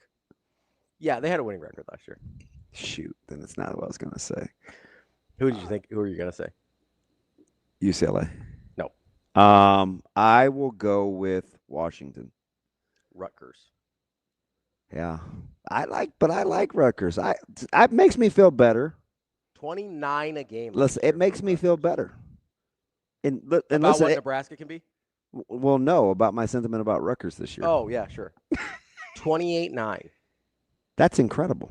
especially for a team that was low on the havoc scale, ran the ball most of the time. They did have Monungai. Couldn't turn you over, and they couldn't get sacks. Yeah. How was the offense getting 28 points? I have no idea. That's why I sat here. I go, I can't. Dude, Nebraska kicked their teeth in. That's why I sit here as I can't believe that team. So they did load up early. To be fair. Okay. All right. So you're not separating conference. No, this is the whole year. I got you. So their first 3 games were 44, 49, 26. They go. And then they got 31 against Maryland and 41 against Michigan State in the last game. So they had a lot of 7s in there too. And I think that's what I was thinking of. Hey, Liquid, I can't read exactly what Justin said, so I don't want to misread this. Can you bold it for me? 30. Okay, that's what I thought he said. 30 points per game would be great. Have to expect the defense might give up more. More than a year ago, Justin? I think. So more than 19-5 a game? I don't know if I would assume that. And I'm not, listen, these aren't rose-colored glasses. I'm just telling you, like, I don't know if I would assume that. So my stance this entire time has been more than 19. Justin, that might be I mean, I wouldn't probably arm wrestle him over it though. Right? It's a safe statement. It's a good number, 19-5. It's a pretty good number. But he did say, bold it for me again, Shane. This is so sad how I cannot read. Oh, he said expect. That's what's throwing me. I don't know. That's where we probably disagree, J-Man. Like, I don't know. I think they might be all right. 7 of the single-digit number guys are on defense. Yeah, but it's not necessarily in conjunction with playing ability. I understand that. It's notable. All right, so give me my single digits again. Okay, off the top of my head here. Let's go 9 on down. Shavers. Good player. Singleton. Good. I'm iffy on Singleton. I'm just going to be honest. I'm iffy on Singleton. I'll go prove it. Okay. 7's Hartzog, right? Good player. 6 is Key. 5 is Van Poppel. Good player. Good play. 4 is Bonner. 3 is Buford. Good player. 2 is Barney. 1 is Sierra. Good player. So with those digits, 0 is Javen. Good player. Yeah. Okay, it's reflective of their ability. It's not always. Right. But I think it is reflective of their ability. I mean, honestly, the only outlier there was Singleton. The only prove it guy you said was Singleton. Yeah, I just need to see it more. And he's got a different role. Yeah. Now, if you ask me about physical capabilities. Yeah, absolutely. Yeah. But. So, I mean, 19-5 was only 7th in the Big Ten last year. He said only. Are you nuts? 7th is good, but it's not. I mean. That's good. No, that's a good number. Who's getting drafted? Who's on the all-conference teams? I understand that. You guys better knock it off, man, slighting what White was doing. I'm not slighting what White was doing. I'm telling you that it's not a given they have to get worse. That's my point about 19-5 only being 7th. It's not like they were a top 3 defense in the conference last year. Even though they were very good, they did more with less in terms of guys getting drafted, guys being all-conference caliber. My point is, I'm not resigning to being worse than 7th in the conference defensively. All right. You came across as dismissive. That was as close as you've come to being right hooked in a couple of weeks. And 10 of those days I wasn't here. So we need that in the house. You know what I mean? Is that fair, though? Not resigning myself to being worse than 7th? Yeah. Can you do me a solid real quick? Yeah, what do we got? Look up the NCAA. Yeah. What is 30 points a game get you nationally? Offensively? Yeah. 51. I already looked it up. Okay. So between 31-5, which is the high end of my 3 to 4, and the lowest team averaging at least 30 points per game. I'd like to see like over the last 5-6 years. 35 to 51. I'd like to see over the last 5-6 years what 30 points a game gets you on average ranked nationally. Do you know why I'm asking that question? Because if you said to me, DB, do you think Nebraska can be a top 50 offense this year? Mm-hmm. I would say yes. I would agree. I wonder what that looks like with points per game. I mean, top 50 offense points. I like to work backwards. That's why I don't. Top 50 That's why points per it game seems is like 30. I don't lose a lot of arguments. Yeah. Even though I really do. But it's because that's how I think. Top 50 points per game last year gets you 30 points per. Top 50 is 30 points per game. I wonder what a 5-6 year average is. I'll work on that. In the meantime, though, we got to get to our friend, our NFL. Guess what we're going to talk expert. about with her? Points per game? Oh, you know quarterbacks is going to come up. Oh, I'm always talking about quarterbacks. She's my quarterback guru. That is Cynthia Frelund from the NFL Network coming up next year on Hurrdat Sports Live. That was better, definitely better. And you could tell right away, Steve, that was better like the next day. You know, and I think I showed them on Sunday. I showed them like our team at Baylor, and I hate doing this, but I showed them tackling. And I think it really, if it exposed anything, it kind of exposed me a little bit. Like, well, Coach, we can do that. Like, because our kids at Baylor would come in and try to, end your life. I said that. I got to be careful how I said that. But they try to come in and they try to knock you off the field, right? Like, as you're being held up, and they're like, Coach, you always talk about taking care of each other. And so having to go back and be like, hey, we thud one way. We're live another way, and when we go live, I'm always like, "Hey guys, if a guy's coming across the middle, just try to, let's not blow him up." I think about the play with Fedoni where he got, kind of hit in the leg, and say, don't blow up a D line that doesn't see it. So I think once they got that, they were way better. We ran better angles this week, much more physical. We struck well all week, and then today there was one missed tackle on Mosey that went for a long play. That right away the DB was like, I gotta take one more step, but. For being where we are, and we got a lot of live work during the week, I feel pretty good about our tackling right now compared to where it was a week ago. And I think a lot of that, honestly, falls back on me just, illuminating for them, hey, what I expect when it looks live.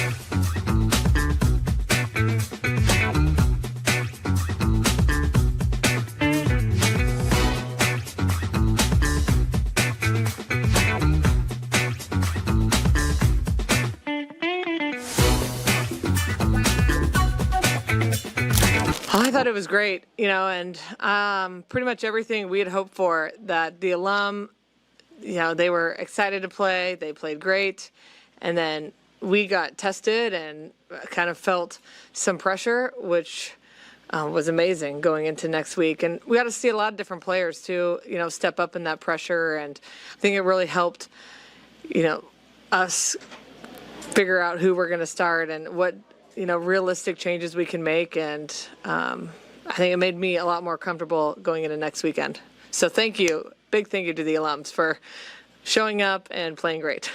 Who stepped up well during that pressure that impressed you? Probably the usuals. I thought Harper played great and was a huge voice. I thought Bergen had an awesome match, and you can really just feel the team steadied when she was in there. And I thought Lainey, sometimes her play is not super smooth, but her presence just helps us a ton.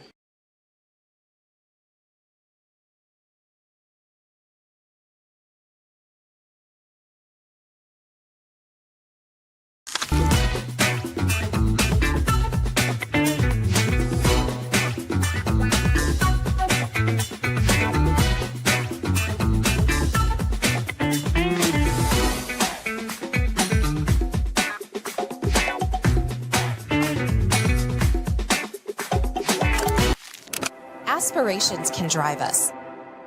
Sometimes a simple gesture is what fuels the pursuit of a dream. When it's time to make your dream a reality, we are here to help.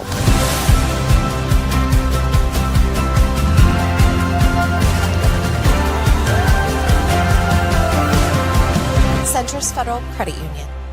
We are where you are.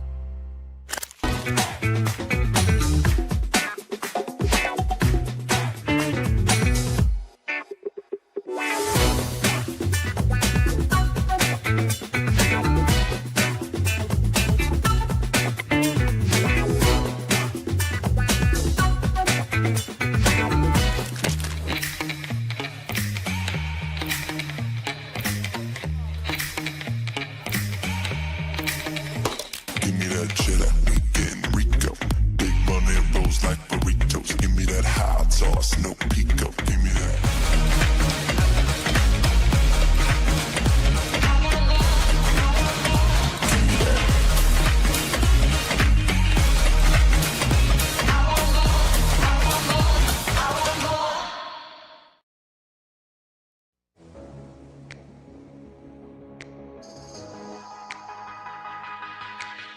Welcome to Hurrdat Sports Live. The short side of the field.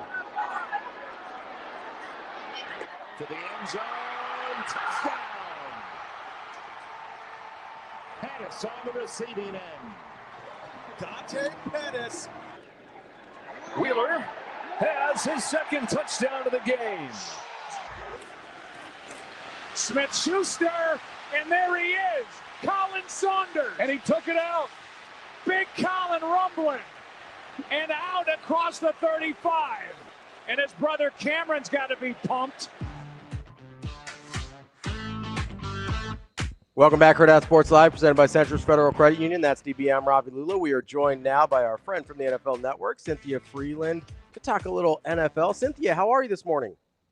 I'm doing great, thank you. How are you? We're good. I always give you a hard time because inevitably quarterbacks always comes up, and I tell myself, I'm like, DB, just take advantage of her expertise in other areas. She loves analytics, really good with stats, and we land on quarterbacks. I think it's lazy. Mostly my fault. It's mostly my fault. But I would like to start with quarterbacks. Unfortunately, me too.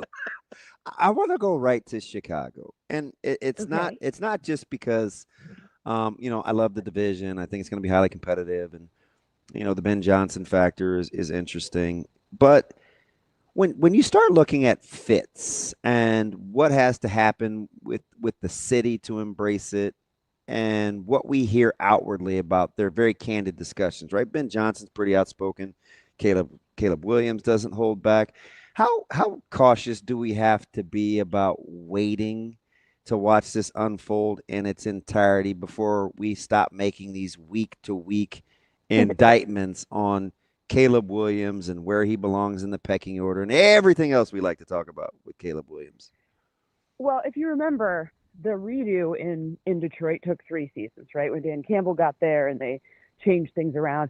And then typically, when someone gets drafted and it doesn't go well in their first season, it takes a hot minute to kind of get those bad habits out. So you have to remember, this guy was under significant pressure. His O-line did not help him out very much last season. So I think we're not going to, but I think that, I think we should. Like, if we were thinking about it, it would be nice to give him a season to just kind of relax and figure it out back there. But ultimately, that's not going to be what happens. I mean, we're putting a clock on getting the ball out. We're talking about, of the 52 of the 68 sacks for 4 seconds or more. Like the level of scrutiny he gets with just general good quarterback play, right? Delivering the ball on time, which is what you want your quarterbacks to do in general. I don't know, man. It's almost like it's not unfair because he's the top draft pick and it's Right. the NFL, but he gets it. To me, it seems like he gets an exceptionally hard time giving the guy through for 3,600, 20-6, 3.5 to 1 TD to interception ratio. Like, there's a lot worse we could be doing as a rookie. Yeah. Problem is he is that first round. He's 1.01. Like, when you're that guy, there's no. I'd love to give him a break. Don't get me wrong. Like, I think everyone should have like a shield from the media for like at least their first month in the season, in the NFL. And he didn't get that, but that comes with the reality that, he also gets paid a lot of money and he gets all the glory of being the first round pick. So, it goes both ways, right? So unfortunately, it just kind of is what it is. But I think, a lot of coaches believe, and it's hard to know if this is true or not, but a lot of coaches believe that you can train a lot of bad habits out of, quarterbacks or out of running backs, but that when you take extended sacks, that's not something that's a really hard, that's an exceptionally hard habit to break. So a lot of coaches believe that, for better or for worse. So that's, I think, also where things get, a little messed up. Because I say it's hard, you'd think I could study it with analytics or something, but the problem is it's not like all O-lines are created equal. Like, he didn't have a good opportunity there last season, but so I don't know if it'll get trained out of him or not. We'll have to see. There just isn't a big enough sample size to actually say definitively that you can or can't, in my opinion. Cynthia, I want to stay in the NFC North because I do find the quarterback situations of every team a little fascinating, right? We already mentioned Caleb Williams and the Bears. I think you have to look at Jared Goff and say, okay, what does this look like in a post Ben Johnson world for Jared Goff. You have J.J. McCarthy, and you go, okay, what does that look like taking over as the starter in Minnesota? And then you've got Jordan Love, who a lot of the numbers you looked at kind of regressed. Completion percentage, yards, interception rate went up, through the same amount of interceptions in fewer games from 23 to 24. As you look at this division, who do you feel like you know the most about their quarterback position at this point? Well, I know the most about Jared Goff because, I mean, he just has the most data, but also I don't think anyone would sit there and say, hey, he's the most versatile guy in the whole thing. You're going to run. But every once in a while he runs. He's a pocket passer, right? So I know the most about him. J.J. McCarthy, it's really hard to come back from an Achilles no matter how old you are. And especially if you haven't had one snap in the NFL, really. I mean, preseason, whatever. But, that's difficult. And he came from a Michigan system that really didn't ask him to throw without it be it wasn't the same type of, heavy reliance on the pass that you could potentially have. And then, oh, by the way, you're missing Jordan Addison, you're missing Ronnie Moore, you're missing, there's some, I know Justin Jefferson's still there, but there are some key pieces there that make things a little bit easier that he's now, it's like he has kind of a couple fingers tied behind his back. Not a whole hand yet, not an arm, but, just a little bit. What's interesting about Goff, and I'm glad you kind of said him first, and the bulk of his almost half came in one game. He goes 37-12. Right. He throws for 4,700 yards. He's a crazy completion percentage, 73%. And he kind of gets the it's not quite as bad as Jalen Hurts because I think people are more willing to acknowledge Goff's prowess as a quarterback for whatever the reason than Hurts. But he doesn't get he's surrounded by talent. I do get that he does get what is he going to do this year without Ben Johnson, though. Fair or unfair that we always connect quarterbacks with talent in their play calling, but it doesn't work both ways when we want to give grace either. I guess it just kind of is, right? It's fair because we do it to everyone. So it's not like he's the first or last quarterback we'll do that to. So it's just part of the gig. But, we'll see, right? I think at some point you become the guy that gets to help craft what the offense looks like. So I don't think he needs Ben Johnson as much now as he did when he first got to the Lions, right? I think it's a completely different, leverage situation, right? Whereas, when you're looking at Johnny, I actually think the biggest problem that the Lions are going to face is Frank Ragnow retiring. I'm not worried about Johnny Morton. I think Frank Ragnow, obviously they don't go making any interior lineman that way, let alone, he'll be a Hall of Famer. So, this guy that's a big loss. So I think that's more critical than Johnny Morton. Johnny Morton's been there. He also was in Denver last year. He's been some places where they've done things to help, leverage it, take the assets they have and make the best out of them and not ask too much of any one position, right? Bo Nix, they rolled out really, really smartly. They didn't, first he made the easy throws, then he made it a little harder, then now the hard throws towards the end of the season, culminating with that pass against the Bengals. But, it's all, I think they know who they are. I don't think Jared Goff needs Ben Johnson or Johnny Morton to be establishing their identity anymore. I think he can do it for them. Cynthia, when you're looking at teams that have improved significantly over the offseason, whether it's the, the Patriots trying to bolster up their offensive line, whether is there a specific unit on a team that you think this team got significantly better because of how they changed that unit? Well, I do think the Patriots overall got a lot better. I think that it's very reasonable to assume that they'll end up second in that division. It's still the Bills' division to lose, but I think the Patriots took a big step forward. I also think, it's so interesting to me. No one says anything. We don't really talk much about Seattle nationally. Seattle kind of gets we don't know. Sam Darnold's there. What's going to happen, right? But their defense is really good. They did something last season where their linebackers went from two guys that were starting in the beginning to those guys weren't even on the team by the end. So, and don't sleep on the NFC West. They get to play the NFC South and the AFC South as their unique opponents. So I just don't think we're talking enough about Seattle, especially because. And he's a fantastic coach too, man. That guy can coach. Yeah, exactly. So if their O-line is even a little good, then they'll be in good shape, to make it to the postseason, because, I think like the Niners they're just so banged up. I mean, they have the easiest schedule in the NFL, but they're so banged up that like it's hard to imagine them, having sustained success when you're playing. I don't even know who, like maybe 5 rookies on defense starting. Like, is everyone okay? If they're healthy, then the Niners can make a ton of noise, but I just don't think they are. Bless your heart for bringing up the Niners. I coached a guy in high school who's Marquise Siegel, who has blown their doors off in the secondary from, just taking advantage of, listen, your top 2 guys are down. He's got an opportunity.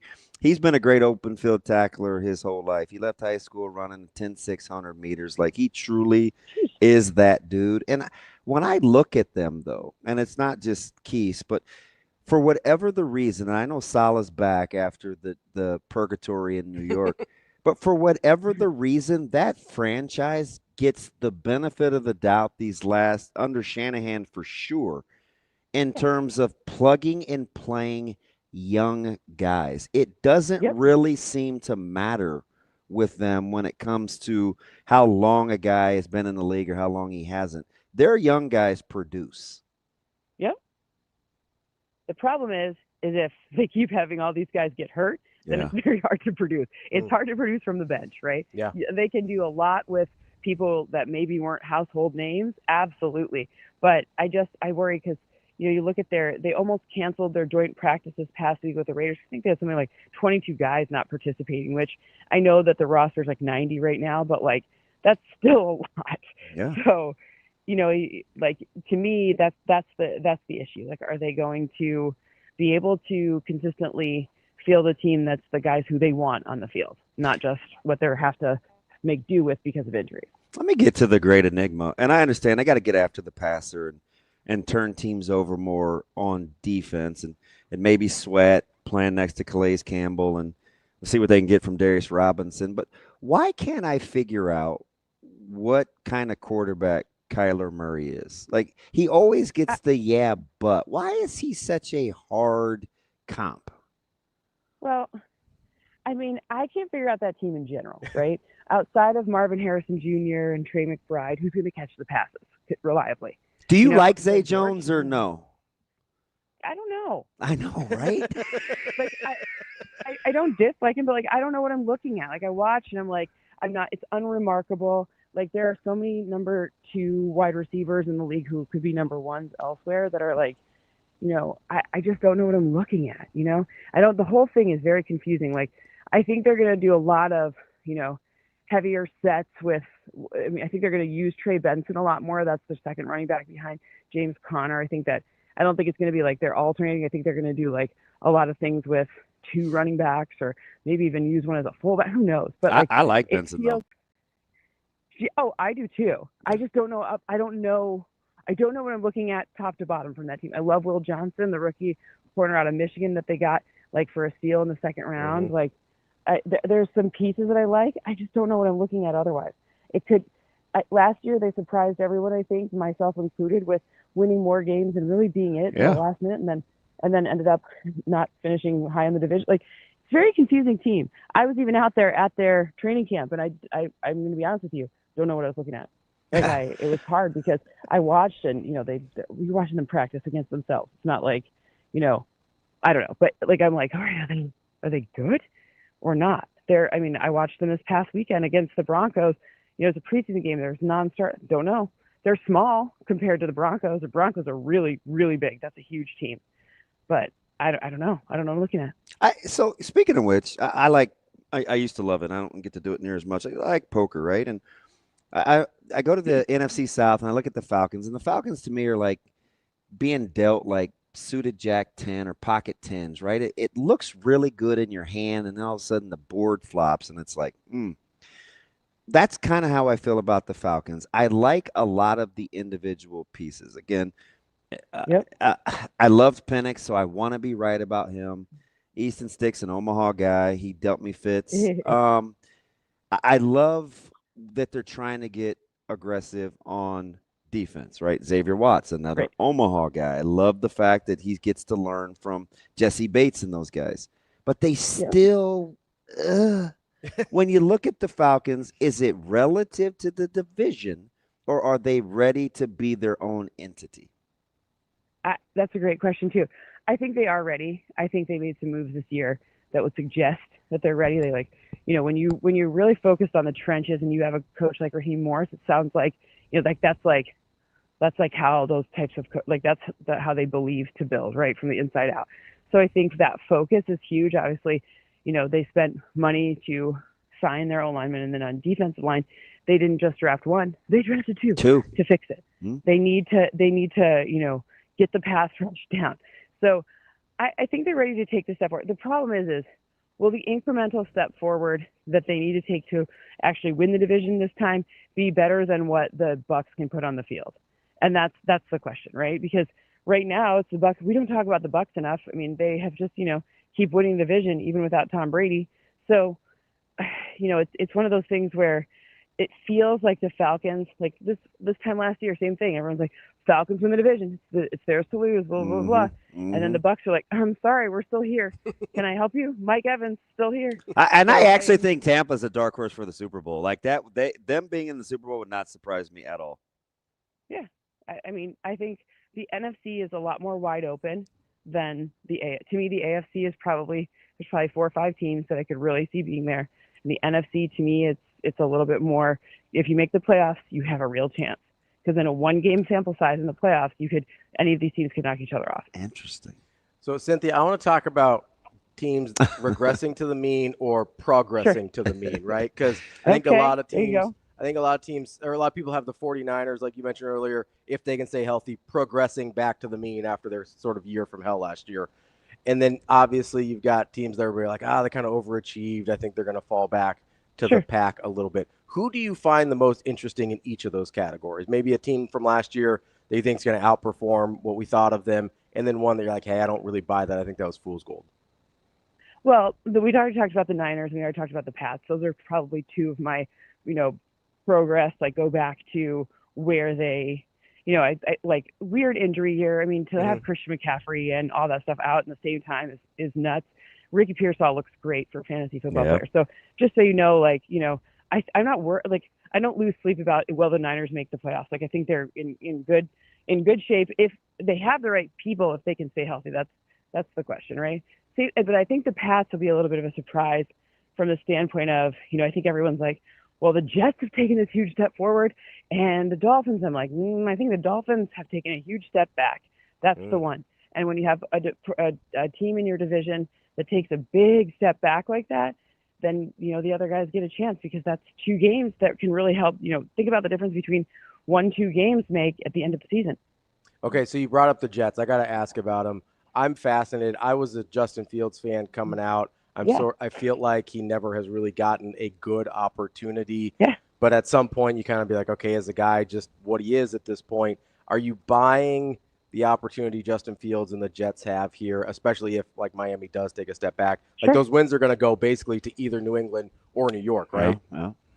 I mean, because Buffalo, they already had it. Yeah, they've got their 14 or 13 or whatever that number's going to be. Yeah. To me, let's just put Buffalo. It's almost boring, like in a good way, right? If you're a Buffalo fan, right? Like, but the Jets could.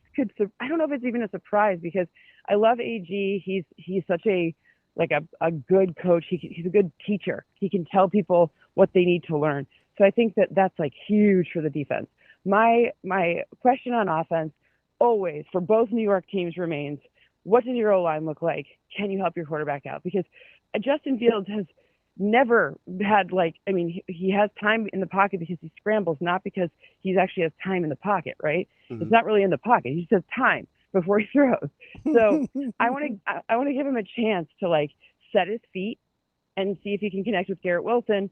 I think that they're not getting enough. I don't know. Everyone in New York always gets too much love. So I think it's like love or hate. There's because I think they're going to be somewhere in between. I think they're going to be a much improved team, but I don't think that they're a Super Bowl contender. Interesting. I want to give you a chance to kill 2 birds with 1 stone, because I think they're similar in a couple of ways. Although if you're a Dolphins fan, you may feel like it's kind of on the downturn, but I'm not sure McDaniel thinks that way. And then in New York, it's like, oh, I could see some positivity relative to their division. You're talking about the Giants. With the Giants and the Dolphins, relative to the division, whose trajectory would you push your chips towards in 2025-26? Well, the Giants have the most punishing schedule in the NFL. They have a stretch where there's 2 months where they're home twice, and they play the Eagles and the Niners at home. Hello, what are we doing? Like that's crazy. So I think the Dolphins will win more games possibly. Really? But I think that the Giants will feel like, that defense is good. The defensive front is really good. I don't know how we feel about the quarterback room yet. I love Dart, and I love Dart, but is it one of those deals, Cynthia, where it's like, okay, normal conventional wisdom says go with the young guy, all things being equal, but you don't want to kill his spirits either. That schedule is a monster. Is that the real decision for Dable after he says Russ is the guy? Maybe, but Russ is out here throwing 70-yard bombs in preseason. I don't know. The Steeler in me hates his guts, to be honest, okay? I'm just telling you. It's hard to deny that he's trying. Where you know was what I mean? that, Russ? I know. Where was that in the last 2 teams he played for? So, I don't know. That's the thing is I think eventually it becomes him, but I don't think we start there. And I think, I also keep seeing these Andrew Thomas. Is he hurt? Is he not? All this, that's scary too. So I'm looking at this and I'm saying, Brian Daboll, for better or for worse, with this ride with the Giants, he did have we have to acknowledge his resume with Josh Allen and knowing how to get the best out of a raw asset. So I'm going to trust whenever he, puts him out there or doesn't or whatever. I feel like he's earned our ability to trust him in that way. Okay. Speaking about getting the most out of we'll call it a distressed asset in this condition, I get a lot of grief around the office for Trevor. My proclamations about how talented Trevor Lawrence is despite the lack of production. Is Liam Cohen finally going to be the guy that makes me look smart, or is it like a lost cause? I just have to write it off. I think he's got all the talent in the world. He really does. The disconnect is, I don't know. And I think that there were some play callers last year that, they've gotten out of there now that are maybe an opportunity for him to really take that step forward. I'm not willing to write him off either. I'm not as high on him as you, but I'm not as low on him as maybe your office mates, right? I think there's some signs that could point to some good things here. The problem that the Jags have is that one player does not fix, like Travis Hunter, despite playing 2 ways or whatever he's going to do, does not fix the whole problem, right? So I'm not willing to write Trevor off yet, but I don't think he's he was probably an overdraft now that we look back at it. All right. Last one from me. Guys, I got to take advantage of your expertise. So a lot of off the field signings, some fly under the radar, some are a little bit more obvious. I'm trying to make the case so this is totally leading, do with it what you will, that the Colts have enough around them where I'm thinking I really loved the acquisition of Daniel Jones, especially with how he could be used with Steichen as having some veteran poise to him. If he's not it, which you may not agree with, is there another signing that we should kind of be paying attention to? It'd be great if you said Jalen Ramsey, but I think that's still too sexy of an offseason move. Is there a less sexy offseason move that you think could pay big dividends for a team? Well, first off, I do like the Daniel Jones Let's go. aspect because if they don't they play completely different style of ball, right? It's not. Sometimes the philosophy is to get a guy that's similar to the one that you have, so that if you have to use him, you don't have to change much of the playbook. That can't be the case because despite Daniel Jones being more athletic than we maybe give him credit for, he's still not going to run the same way Anthony Richardson does. He just isn't. So that's the first thing. I think that's a good one, especially if they're not extremely thrilled about it. But, I think we should bring it all back full circle. And I can say that I think the most unsexy off-season signings, and I'm going to give them the entire interior O-line for the Bears. If you're really setting someone up for success, that's an area that's extremely different. Or, you know what, if you want to go one that's under the radar, maybe we talk about, is Laramie Tunsil going to be healthy and out there? Oh, that's a good one. That's a good one if you keep him upright. Yeah. That's right, because they were pretty close to going to the NFC Championship game. So, yeah. That's okay. I'll take Tunsil, Jones. You're right. Like those guys in the interior in Chicago, that's a little too attention getty. But I do like the Tunsil one. That flew under the radar. Yeah. Yeah, people haven't really talked about that. And like, if you talk about, first of all, I think it did a lot of damage for Houston.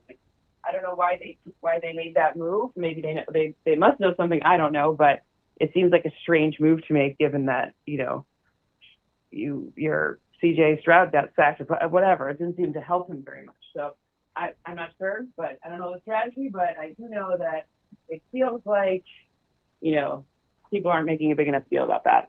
All right, I fibbed. I know we kept you for the quickest 28 minutes in all of podcasting. You are great. It's great. All right. Okay. So again, it's in your wheelhouse. Fantasy, all these wide receivers. Yep. Is there one or two that you kind of like more than the other, given either their utilization, the quarterback they play with? Looking for a couple of good young rookie wide receivers. So everyone knows the number one. So I'm not going to waste anyone's time with that. Mm-hmm. So of the number two, let's look at guys like the Ricky Pearsalls. I think Jawan Jennings is flying under the radar. Ricky Pearsall. I don't think people are really thinking about the Niners like that. They're like, it's Christian McCaffrey and George Kittle, and that's it. So I think that's another one. I also think Christian Kirk is flying a little bit under the radar because everyone's like, Neil Collins, blah, blah. But that was a he's proven he can play in several different types of systems and with several different types of quarterbacks. So he seems a little bit. And then if you want even deeper, I think if you want a guy, especially for daily fantasy, that is going to give you that upside of the really inexpensive guy, Trey Tucker from the Raiders. I think the Raiders are going to have, their defense is not their strength, so they're going to have to throw the crap out of the ball. So I think Trey Tucker is in a good position to really capitalize off of that. Is there a rookie you like? Ooh, the funny part is that, I love a lot of these running back rookies. The wide receiver rookies, I think, I've Matthew Golden, blah, blah. Okay, I get it. But the ones that I think are interesting are the guys who are like the Isaac Teslas, who, like I said, for daily fantasy will be more impactful, because the rookies that are the high end guys, I think they're just getting overdrafted. I feel like I look at people's ADPs in fantasy and I'm like, wow, that's really rich for someone who's never played an actual. I do like Emeka Egbuka. Maybe he's the one down in Tampa who's not getting enough love, but they got a sneaky good. They got a sneaky good wide receiving core in Tampa. They do, but Ket McMillan from the Panthers, everyone very high on him. I gotta pause on that one. Just pause because I just don't know necessarily how they're gonna look yet. I just feel like he's getting overdrafted. I think I'm seeing him in the third round. I'm like, that feels very high. So I don't know. That's where I'd rather go for the sneaky underrated guys and be happy later than overdraft someone and be like, darn it. You brought up average ADP, so I have to ask you this because I saw this and I thought I was out of my mind. I'm seeing there's some places where Ashton Genty is getting drafted higher than Derrick Henry. I'm like, listen, I get we like Ashton Genty. I get Derrick Henry's kind of getting on the wrong side. Plus preseason, you get the Homer networks too doing the game, so it's like. But I'm like, we know Derrick Henry almost went for 2K last year, right? Right. And their roster is sensational. And we know that Baltimore is going to run the ball. And even a drop-off still gets you to, 1,300 yards? What are we talking about here? Maybe it's some weird setting they have where you get 2 points for PPR. Because I don't know, because Derrick Henry doesn't really catch many. I'm trying to find a reason for it. But, because I do think Genty will have a special season. But I think that, I think he's definitely worth a high pick, but not more than Derrick Henry. All in or all out on the Chargers? I'm out on the Chargers. I'm You whispering 'cause I live in stinker. Are you serious? This is official Chargers type season. What does everyone say? It's exactly this time every year. Okay, They're gonna be okay. good. This is the year. This is the year. This is At least you tried to whisper it. Dude, I feel bad. I don't want to be. I like them, but I'm not all out. But that's the division's harder. The Broncos are honestly the Broncos. That I wouldn't defense could be surprised. elite. Their defense is insane, and they could easily find themselves like. But I just think the Chargers, other than Lad McConkey, now you're asking Amari and Hampton to take the lead. Like I'm very, very concerned without Rashawn Slater. Like last year, they really, a lot of the reason that they went so far is because Justin Herbert didn't throw any picks. It's really hard to throw 3 picks in a year only. Yeah. It's really, really hard. So so it's not like I hate them. I just. Like if they were in a different division, I would feel completely differently about them. That's Cynthia Frelund, NFL Network. So good. I appreciate the best it. there is. Thanks for letting us keep you a little extra time here. We appreciate it as always, and hopefully we'll talk to you again soon. Got it. Thanks, Cynthia. Yeah. Happy preseason. I'm so bummed. I know. I'm kind of in on the Chargers too. I like the Harbaugh. The Chargers. I like him. You finally are on them. Like, I know. Even though I don't like Herbert that much, because I like Harbaugh and I like Hampton. That's why I remember. I'm like, you don't even like Herbert, and you're willing to rock with the Chargers. If anybody's gonna make Justin Herbert good in the winter, it's gonna be Jim Harbaugh. Yeah, I was listening to I saw the guy take Colin Kaepernick to all the love, and I get it. It's Kirk Morrison and Gannon, but Gannon doesn't like anybody. But I was watching that Raiders preseason game. They'd have had you thinking Genty was like Walter Payton. I was like, okay, guys, simmer down. I was going through draft Like stuff. overrated? They just were gushing.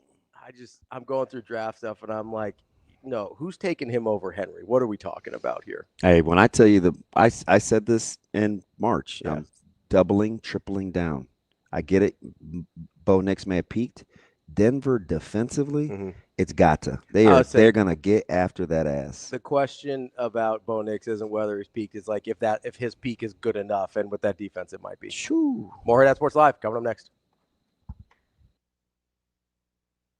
It was crazy. I was very scared at first, I gotta admit it, because I'm kind of always like that. I'm very stressed at first, beginning at the game, but it was very fun. A lot of people, good energy, and it was great.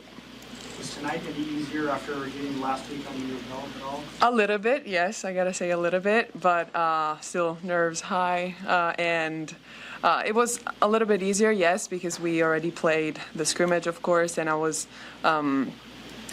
we got to kind of play against each other, of course, and so it was a good beginning, I would say, and this was also it's gonna be helpful for the season, I think, and yeah.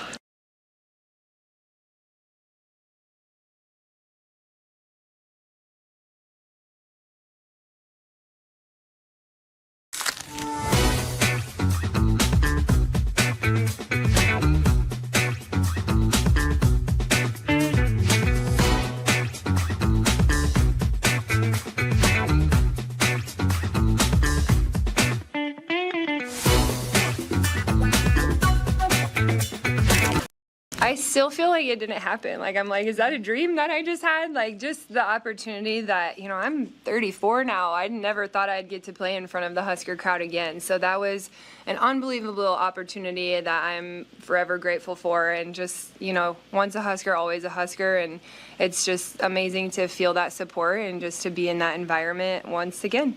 Who contacted you about the opportunity?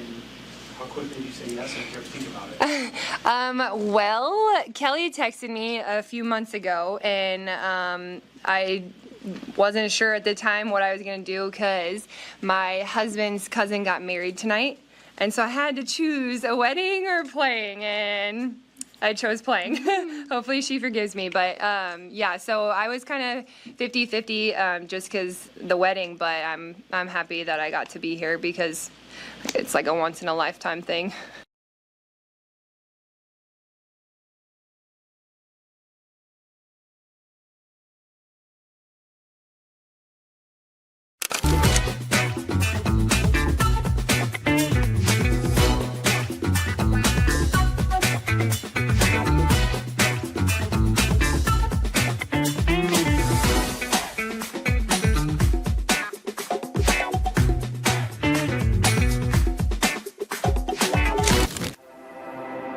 A successful financial future is built one coin at a time. Whether you're just starting out or a seasoned saver, we've got the financial resources and team of experts who will be with you every step of the way. Centris Federal Credit Union. We are where you are.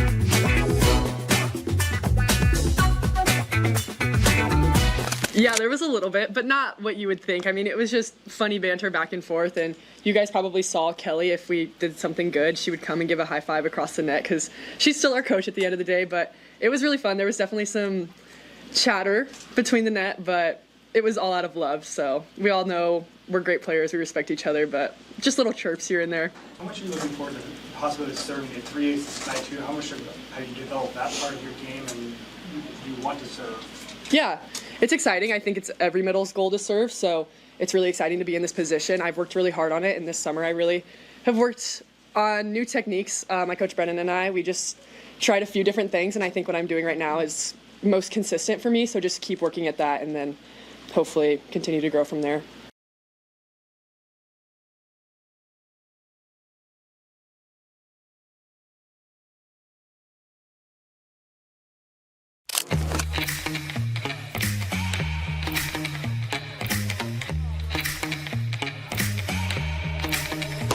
Give me that cheddar, we getting Rico. Big money rolls like burritos. Give me that hot sauce, no pico. Give me that.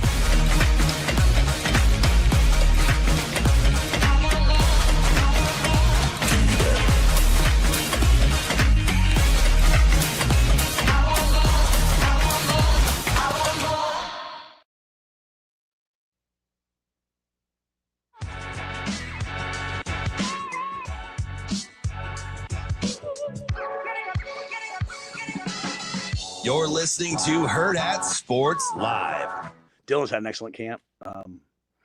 He's lamenting out there to me today. He's like, I got to do this better, that better, which is what I like about him. But I think he's had a really good camp. I think he's understanding what we're asking him to do. I think the situational football has been excellent, but the drop back throw catch, put the ball in his hands. I think he's making a lot of really good decisions. And so, I think it's been an excellent camp. He just needs to just keep doing it and keep grinding all the way through the first game.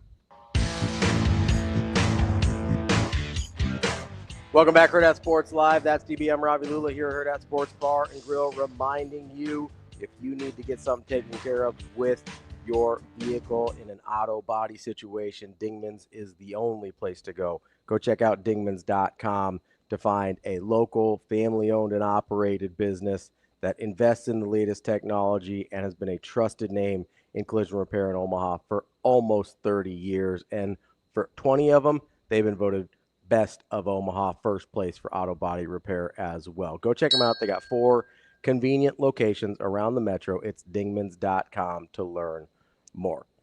Great stuff there from Cynthia, as always. But yeah, she's fun, and she's so comfy with us now. We can mess with her. I would say I felt like she was on a heater today. I got justified in my man, give yourself some credit, man. validated. It's the interviewing skills, making her feel it's very disarming, make her just feel comfortable. Validated my Trevor Lawrence feelings, which I appreciate. You know how many times I've heard those examples? Oh man, Foreman isn't like that with me. He's like that with you. Nah, man, it's who's giving them the juice. I heard it for years. Oh man, you're better on the afternoon show than you are on your own show. I'm like, hey man, they asked me the right questions. Like Kanye asking us question. Yeah, man. I don't know what to ask. I don't know what I would ask me, so I don't just solicit it. The only reason the chalkboard and all that stuff works is because somebody's asking me the questions. I'm not. That was the fun part for me. It just lends to a better product if you ask good questions. That was the fun part for me when you're going through the film breakdown or whatever, because I didn't prep you for that at all. No. I was just like, hey, I want to look at this. And then I just started asking questions because I wanted to know what happened. Yeah. I was like, what had happened here? You see, I like my favorite thing now with QR is Richardson. Yeah. As now we're going out of our way to just show the good throws. Hey, this is a great throw because it's like you want to throw a little sugar because he's getting buried. Mm-hmm. And now we're doing that with all the quarterbacks. Hey, best throw of the night from this quarterback was one that wasn't even completed. They threw the Cam Ward ball and the little over route. And I just love how, like, we're now into this deal where we isolate individual things. And I'm just here to tell you, Ravi, that's the problem when it comes to evaluating quarterbacks. Because we see it done one or two times, and it's like, he can do that every time. Yep, that's all I needed to see. I know he's capable. Because then the educator takes over, and You're right? like, I can get that. I know he's capable. But the problem is, it's with quarterbacks. I'm telling you, that's why we misevaluate. It's because we see him do it a handful of times, so we think that's just how it is. Or you think you can make it that way all the time. Doesn't work that way with QBs. That's what I was telling you in the first hour. I do think it's different, though, with skill guys. Because they don't really, that's as good as that skill will get. Well, there's just less to do also. And there's less to do. You have less opportunities that you have to repeat it. Yeah.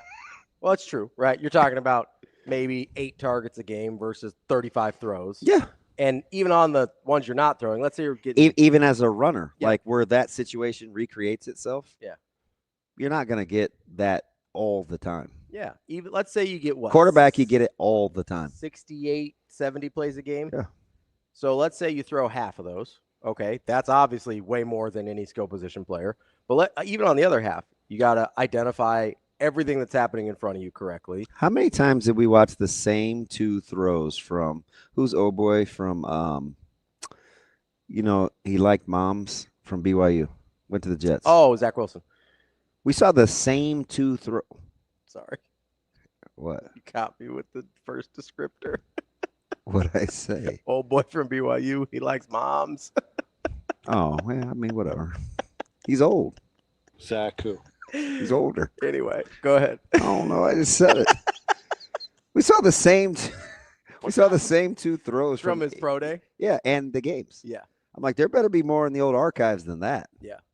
And sure enough, he needed more in the old archives than that. There was not. Right? There was not more in the old archives. Who's the other dude that like rolled out and then he threw the ball the other way?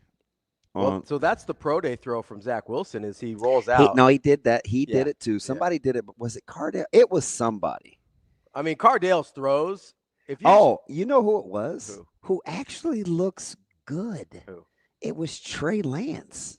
Oh, yeah. Trey Lance. And I was like, that's because they don't have any NDSU film. But, man. He looks okay. Old James has him kind of spinning that thing a little bit. Yeah, he looks okay. Or is it's just Jim, right? Is a 10-year show clause get you James? No, I think he's okay.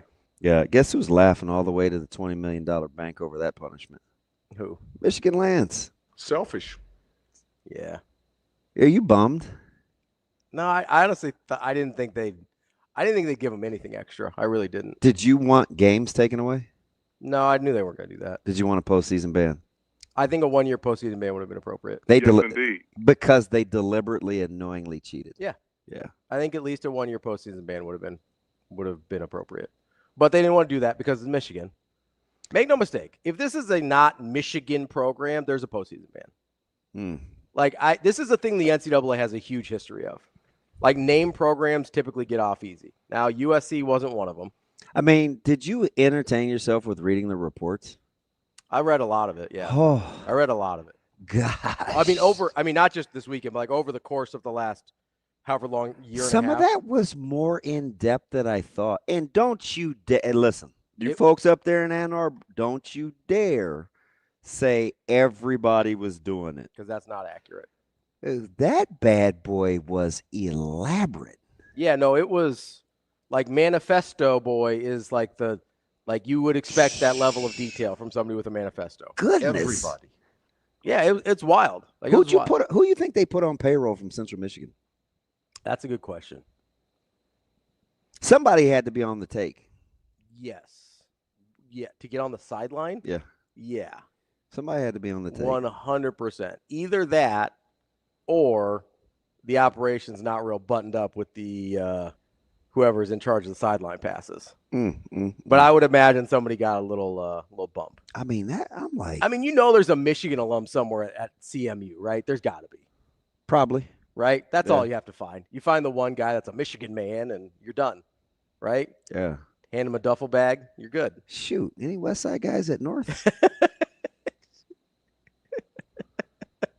I don't know if that's how that works. A leader. Leader. No, I knew there wasn't going to be a postseason ban because it was Michigan. They weren't going to do that to Michigan. Now, who gets the $20 million? I think it goes to the NCAA. What do they do with it? I'm trying to keep operations running, I guess. Because they're struggling for money. Your graduates are more than going pro. They go pro in something other than sports. No, I know the NFL sends it to charity. Any of the fines go to charity. Allegedly, that's what they tell people at least. But all the player fines and stuff are supposed to go to charity. I think the NCAA just collects them. I think they're just like, that's a paycheck for me. They should probably send it to Make-A-Wish. I'd start finding people more. My wish for you. All right, Rascal Flatts. Do they do? That's a good song. Do they do that still? Remember when they used to be part of the Sunday morning Saturday morning pregame? Yeah, they used to. They would run one during Saturday morning pregame, and then there was a dead week in the summer. Since they got rid of Rinaldi, and it's not even so much that I'm down on the Four-Letter Network. Just the pieces that I used to like, they don't really do anymore. Yeah, they're not as. I'm not a big expert picker guy and all that other stuff. Yeah, well, you're a softie. You like the. No, I'm typically working too. You're softie. You like the. That's not true. That's not true. You're a big sentimental guy. No. Well, you like kids though, so you like the story, like the Make-A-Wish stories, right? I do. Giving you the best that I got. You doing all right over there? It just drives me crazy. It's I know. So can we do real quick, since we were talking? You record everything? Did you slow dance to it? I asked you for a Pritchett cut, and you didn't do it. But if I ask you for me being a bad singer, it's on it, right at your fingertips. Listen, he's got the important things. He's got just ask you, yahoos. I wanted to That's way too ethnic for you. Whoa. I'm very ethnic. Well, depends on with ethnicity, I guess. But Rico, do we still have the quarterback ranking graphic? Because you mad? Well, no, we were talking with Cynthia about it, so I kind of wanted to walk through this a little bit. Because we did the quarterback pyramid, right? Yeah. And Rico, if you've got that still, go ahead and throw it up there for me. There's some people right now that are trying to have an argument, and I know you said you were talking about this a little bit about the top of the pyramid here, and we were having this conversation. I'm with you, Stank. Nobody's forcing them to stay and play. Postseason ban their little rear ends. You and I were having a little bit of a discussion. Some would call it an argument with our lovely group chat folks. Yeah, your boy was on one. So here's I was definitely on one. Here's my question, all right? Because I've got a problem here with people trying to put Josh Allen ahead of Patrick Mahomes. I've got a problem. Like Morgan Wallen, or a different problem? I don't have any of the same problems Morgan Wallen has. Guess I'm the problem. I'm pretty sure. I'm almost positive. Morgan Wallen and I do not share any problems. All right, go ahead. Just socioeconomically. There's a joke in there. At this point. Are you upset with these tiers? How would you like to be Kenny Pickett? So I'm not even getting to Kenny Pickett yet. What are we doing here? Although, how does Kenny Pickett get singled out over Spencer Rattler? I don't know. Did you see Spencer Rattler throw that little dot on the go route? And he was first down. And I'm not going to get you guys in the end zone. We're going to have to settle for a field goal because I'm terrible in the red zone. But I'm first down. I mean, I watch a lot of preseason, man. I know. And we just talked about hey, let's be careful singling out one throw from quarterbacks. Yeah. So I don't know what Kenny Pickett did, but I did have a little bit of a problem putting Matthew Stafford in the top tier. Why? Because he's, I think, clearly a different level than the first four guys. Like he's not. Nobody's saying Mahomes, Burrow, Allen, Jackson, Stafford. He's good. He's really good. But those 4 guys to me are in their own thing. I don't know how you could put anybody else in the category with those 4 guys. So you think Stafford is close to Daniels and Herbert and Goff and Stroud and Hurts and Mayfield and Prescott and Love and Purdy? I think he is closer to that group than he is to the first group. See, I disagree 100%. And while maybe you don't put him in tier 1, I think he's better than he's pretty much certainly better than his career has been better than everyone in tier 2. His career absolutely has been. And I think today and he has a Super Bowl. And I think today he's even still better than pretty much everybody in tier 2. So if you want to do like a tier 1, Matthew Stafford, tier 3, I'm fine with that. I'm not going to stand for the foolishness of you just singling out individuals and not looking at it in its totality. I am looking at it. You don't just get to pick on Matt Stafford and scratch at the scab. I can't pick at Matt Stafford. He's not in the same category as those other 4 guys. Is he in tier 2? I think he's in his own tier. But he's in tier 1.5. He's in the mezzanine. That sounded weird. In the mezzanine. Hey, what I'm gonna need you to do is get up out of the house. You don't have to leave. Go hang out on the lanai. It's in the porch, like in the 3-season room. Come on, man. No, but I wanted to get to tier 1 here because we had a knockdown drag out with one of our dear friends, Maddie DeMarinis. About I was right. I'm not gonna tell you. You already know. Yeah, I know. I was rocking with Maddie. I know you're always rocking with Maddie. You like him more. Not always. You like him more than you like me. It's okay. But I'm just saying, like the slander. And what was Jacob talking about? I don't remember where Jacob was on this one. I'm not gonna stand for the Lamar Jackson slander. So can I be honest with you? Because I changed my tune a little bit from our. You're not gonna like it any better, but I changed my tune a little bit from our conversation earlier. So you know the point in which I was pissed, right? You said 3rd and 8. This is what I trust. I'm taking Allen over Jackson, and I'm like, trust more fumbles, twice the picks. 3 times fewer rushing yards, more wins. What are you basing your trust on? So that's where a fart in the wind? Yes. No. That's you trusting that you're downwind? No, that's where I changed my tune. I was like, this dude is just saying this to piss me off. I was mostly saying it to piss Maddie off, but he went in. You were a casualty. Hey, by the way, Lee in the stream says, I know you can't see it. I just wanted to say he says Hurts should be above Matthew. So Lee, that's not horrible. It's just his body of work doesn't support you. His body of work doesn't support you. If you're going current today without career, I could probably. I'm not going to fight him on that. Yeah, like I said. Yeah, I could see where he's saying it, but the body of work doesn't support them being in the same tier. I would agree. I do think I am sick of the Hurts bashing though. Yeah, I mean, I had to eat it last year, so I'm here. Hurts is good. He belongs to be. How about the one thing that made me mad during all your opinions? Yeah. That was the one that drove. I'm like, Hurts can't win a Super Bowl. He just played in one. Yeah, Saquon won that Super Bowl. No, I'm just kidding. Do you remember that whole argument? Yeah, I do. I was wrong. I said, can this guy get you to a Super Bowl? I said, get to, yes. Win, no. So is he the only person in tier 2 that could be in tier 1? So I got a question, man. Why are we acting like Jaden Daniels is here? So I'm listening to this because nobody so Jaden Daniels just isn't going to get any pushback. So I've been pushing back. I have been, because here's my question, right? And I wanted to ask Cynthia this, and we didn't get to it because I was like, I don't want to keep asking quarterback questions, but they're fascinating to me. I don't know what to tell you. They are. So here's I wanted to ask. And you let my one little meltdown shape your whole. I know. I'm like, are we only ever going to talk to her about quarterbacks? Can you get off of quarterbacks? No, I love quarterbacks. As quarterback-driven league, but I'm just saying, Lee, to your point. I mean, he threw for less than 3,000 yards. He had less than 20 touchdowns. He's a 65% completion percentage guy. Right. I get he's a winner, but he doesn't belong yet with Stafford. That's I would agree. That's only my only thing. Here's where I'm pushing back on. And I'm a Hurts supporter on Jaden Daniels, right? My question to Cynthia was going to be, would you rather, or what do you trust more?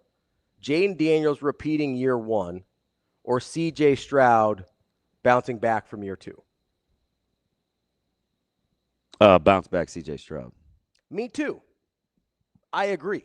Bounce back CJ Stroud. I agree. But I think we're in the vast minority there. I think most people, the way Jaden Daniels. Did you say yeah, totally? What'd you mumble over there, marble mouth? He's talking on the phone. Oh, it sounded like he had a mouthful of marbles. I was like, what? From the large media data set that I've consumed, it seems like we are in the vast minority on the Jaden Daniels versus CJ Stroud. Yeah, I just don't get why he gets a pass. We're just assuming that it's not going to get any harder for him. Is that what we're doing?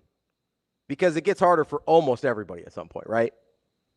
Like almost every quarterback that we like, respect, trust, whatever, at some point had kind of had their moment, whether it was before they had a good year or after they had a good year, where they said, ooh, this is harder than I thought it was. All right, so let's just answer the question here real quick. Okay. So for Amazing Daniel and Lee, they're both saying the same thing, right? And I understand it. So let me clarify.